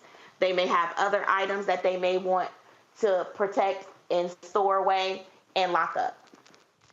So all of our bags that you see here are basically, we're doing a movement called Tastefully Tactical. We believe that you should not have to look like what you carry. If you want to carry concealed in a bag, it shouldn't have all those rivets and buckles and things on it or look military-ish. It could look professional. It could look casual. It doesn't have to basically look like what is going on with the bag. Cool. Questions for the panel. Joy, you first. First of of all, sis, I love this. I don't know if you can hear me. I Yeah, love she got you. this. She got you. Yes. Thank you. Please tell me you are hearing from the NRA and they are going to allow you to sell at their conference. I have not, but I have worked with NAGA, the National African American Gun Owners Association, and I was at their conference this past summer. And did you see a lot of bags there? I did, yes, sir. Yes, sir. I did get a lot of support from the community. Yes, sir. All right, Toe Run? Yes. First of all, sister, that's a brilliant idea. I had to go, while you were talking about Roland, I had to go put my Scully on and everything just to give you an idea for another. You don't need no damn bag for that. You can just stuff that in a damn backpack. You can put that in your pocket. Nah, I want to be fly too, like y'all and stuff. I ain't gonna rock no cowboy hat, but I'll put on a hoodie when I got to go outside of my Scully. You know what I mean? Plus, I got a lot of head up here. You don't need no bag for that. Look, we sell satin line Scullies too. I just don't have them out today, but we sell satin line Scullies to keep those edges fresh and safe from getting rubbed out by the hat. So we do. I ain't got no more edges, but baby, he ain't got no hair. He don't need. He ain't got no hair. He don't need no satin line Scully. He don't need none of that. He got a little bit. Yeah, Joy could use it, but go ahead, Toro. Ask your question. No, real quick though. That first of all, your stuff is brilliant and your ideas are amazing, and I wish you much success. Have you thought about maybe hitting up some markets where places like brothers wear a lot of hats, like the DC area, Atlanta, where you see a lot of brothers rocking fedoras? And have you thought about reaching out to maybe like religious conventions, because sisters wear their crowns to church for conventions? Have you thought of that? Yes, sir. I actually talked to some people about preparing to attend some of those conferences next year. I'm learning about conferences as I grow in my business. So eventually I'll have my great list of conferences to attend, and I'll be able to, align them with my product line. Thank you. Much success to you. Your stuff is beautiful. Michael. Thank you. I appreciate it. Thank you. Hey, Cedrica. Hey, this is a fantastic idea. And I could definitely use the one for baseball hats for like my Phi Beta Sigma fraternity baseball hat. Roland doesn't know anything about this. You damn right. I don't know nothing about that. I don't know nothing. That little flimsy ass hat. You don't need to protect that hat. Roland. That little flimsy little hat. Roland. Roland, you like a black Yosemite Sam, Roland, with that hat on. Hey, don't hate. I'm native Texan. Don't hate. And listen. That's why I kept telling Faith, don't touch my brim. I took mine in and had them properly steamed the brim, so it was just right. So that's why I got to teach her. You ain't got a cowboy hat, do you? Right. I got to teach her when you do a hat, you got to be slow right here, and you got to hold it like this here, so you don't mess the brim up. Mm-hmm. For those of you who don't know nothing about hats, that's how I understand. And that's how you're supposed to put it on, like this here. See? You don't know. Right. Go ahead and ask your little question. So Cedrica, for my LL Cool J Kango hat right here, would I wear the same? Would I use the same one for the baseball hats? For this one, do you style for this? No, that one would actually fit in a baseball cap one, because it's got a wide enough base for that one to fit and not be messed up. Okay, so for the baseball hat one, like about how many? Did you say 6 hats? How many hats can you get in there ideally? Now, you are talking about a Kango hats, so that's a whole different hat, because those are. Well, just say for baseball hats. Just say for baseball hats. Oh, I could have fit about 8. I got 6 in here right now. Okay. I probably could have fit another 2 in there. And again, this large one, like I have fedoras as well and other cowboy hats. So again, I got 3. And these, I got 3 large cowboy hats in here. Doors are a little smaller, and so and this is, and again, this can actually slide under the seat or even fit above. Okay. Yes, sir. All right, great idea. So what's the range, the cost for like the baseball cap one, the large one, and the mid-size one? The baseball cap one is $66. The medium-sized one in the middle, that one is $100, and the large one is $200. Gotcha. Well, listen, first of all, One of my cowboy hats was $140 by itself, and the last thing you want to do is get your nice hats messed up. And I'm sure you sell a whole bunch of these for all them Dorothy Height-style church sister in them hats, huh? Yes, sir. Well, them and the fedora wearers, because, you know, Atlanta is the land of the largest brim. So that's why I created this case, because I initially started with the case in the middle, and I got a lot of big brim guys and girls saying, hey, you know what? You got something bigger than this. And so I went into the lab and created this one. Where do you make your products? Where are they made? They are made overseas. Okay, I got you. So, and so you've been doing this since 2021? Yes, sir. Well, I'll tell you, from a hat person, I know my dad's watching, and no, I'm not bringing these home for you. So just letting you know right now, don't even send me no damn text message, you know, because, you know, when I have alcohol folk and other kinds, he like bring me one of those back. No, I ain't bringing this home. But the reality is, and like I said, you know, this is the traditional style right here, and I always hate it.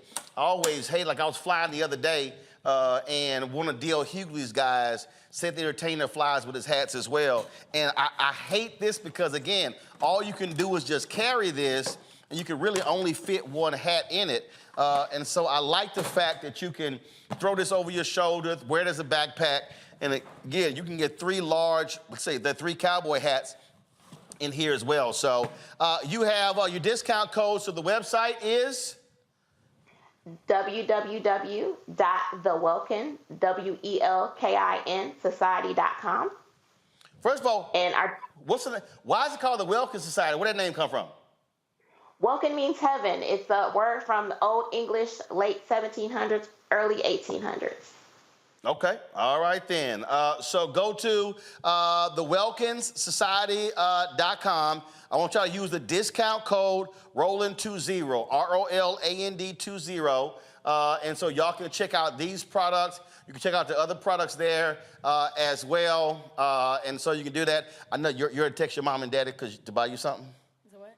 You text your mom and dad to buy you something for one of the products or something like that, you know. Girl, shut up. Anyway, so again, go to thewelkinssociety.com. Use the promo code ROLAND20. Cedrica, we certainly appreciate it. Thanks so much. Good luck, and great to meet you there at InvestFest. Thank you so much. Thank you, Mr. Roland. I really appreciate you giving me the opportunity to be on your show today. All right. Well, let us know how the sales go from all the people who are watching. So we appreciate it. Thank you, sir. All right, thanks a lot, folks. That is it for us. Again, Michael, you don't need no hat, that little flimsy ass hat.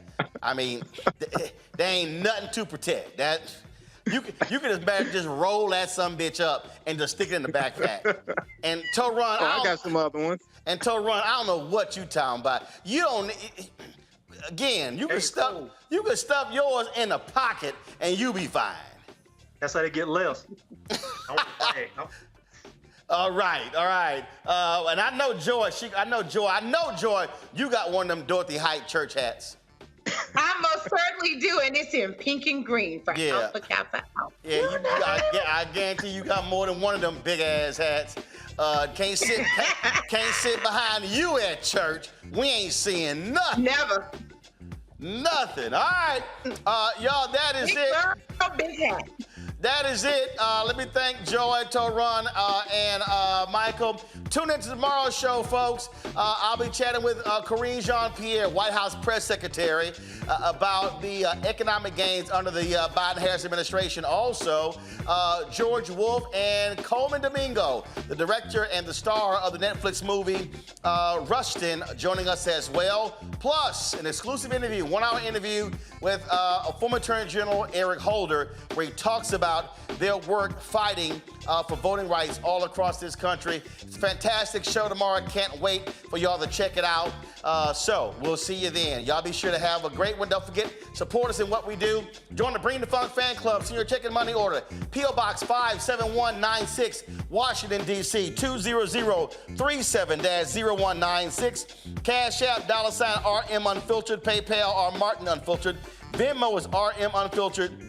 Zelle, Roland at RolandSMartin.com, Roland at RolandMartinUnfiltered.com. And then you can also download the Black Star Network app, Apple phone, Android phone, Apple TV, Android TV, Roku, Amazon Fire TV, Xbox One, Samsung Smart TV. You can, of course, also watch our 24-hour streaming channel. It's on on Amazon News, so go to Amazon Fire. You can also tell Alexa to play news from the Black Star Network. You can also go to Plex TV. You can go to Amazon Freevee. You can also go to Amazon Prime Video.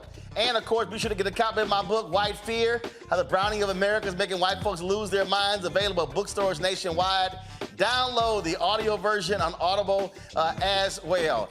And if you have a rockhead niece like mine, I got 9 of them, all you got to do is just smack them upside their head, especially when they wear piercings in their nose. What is wrong with you? Don't sneeze. You're going to blow out some metal.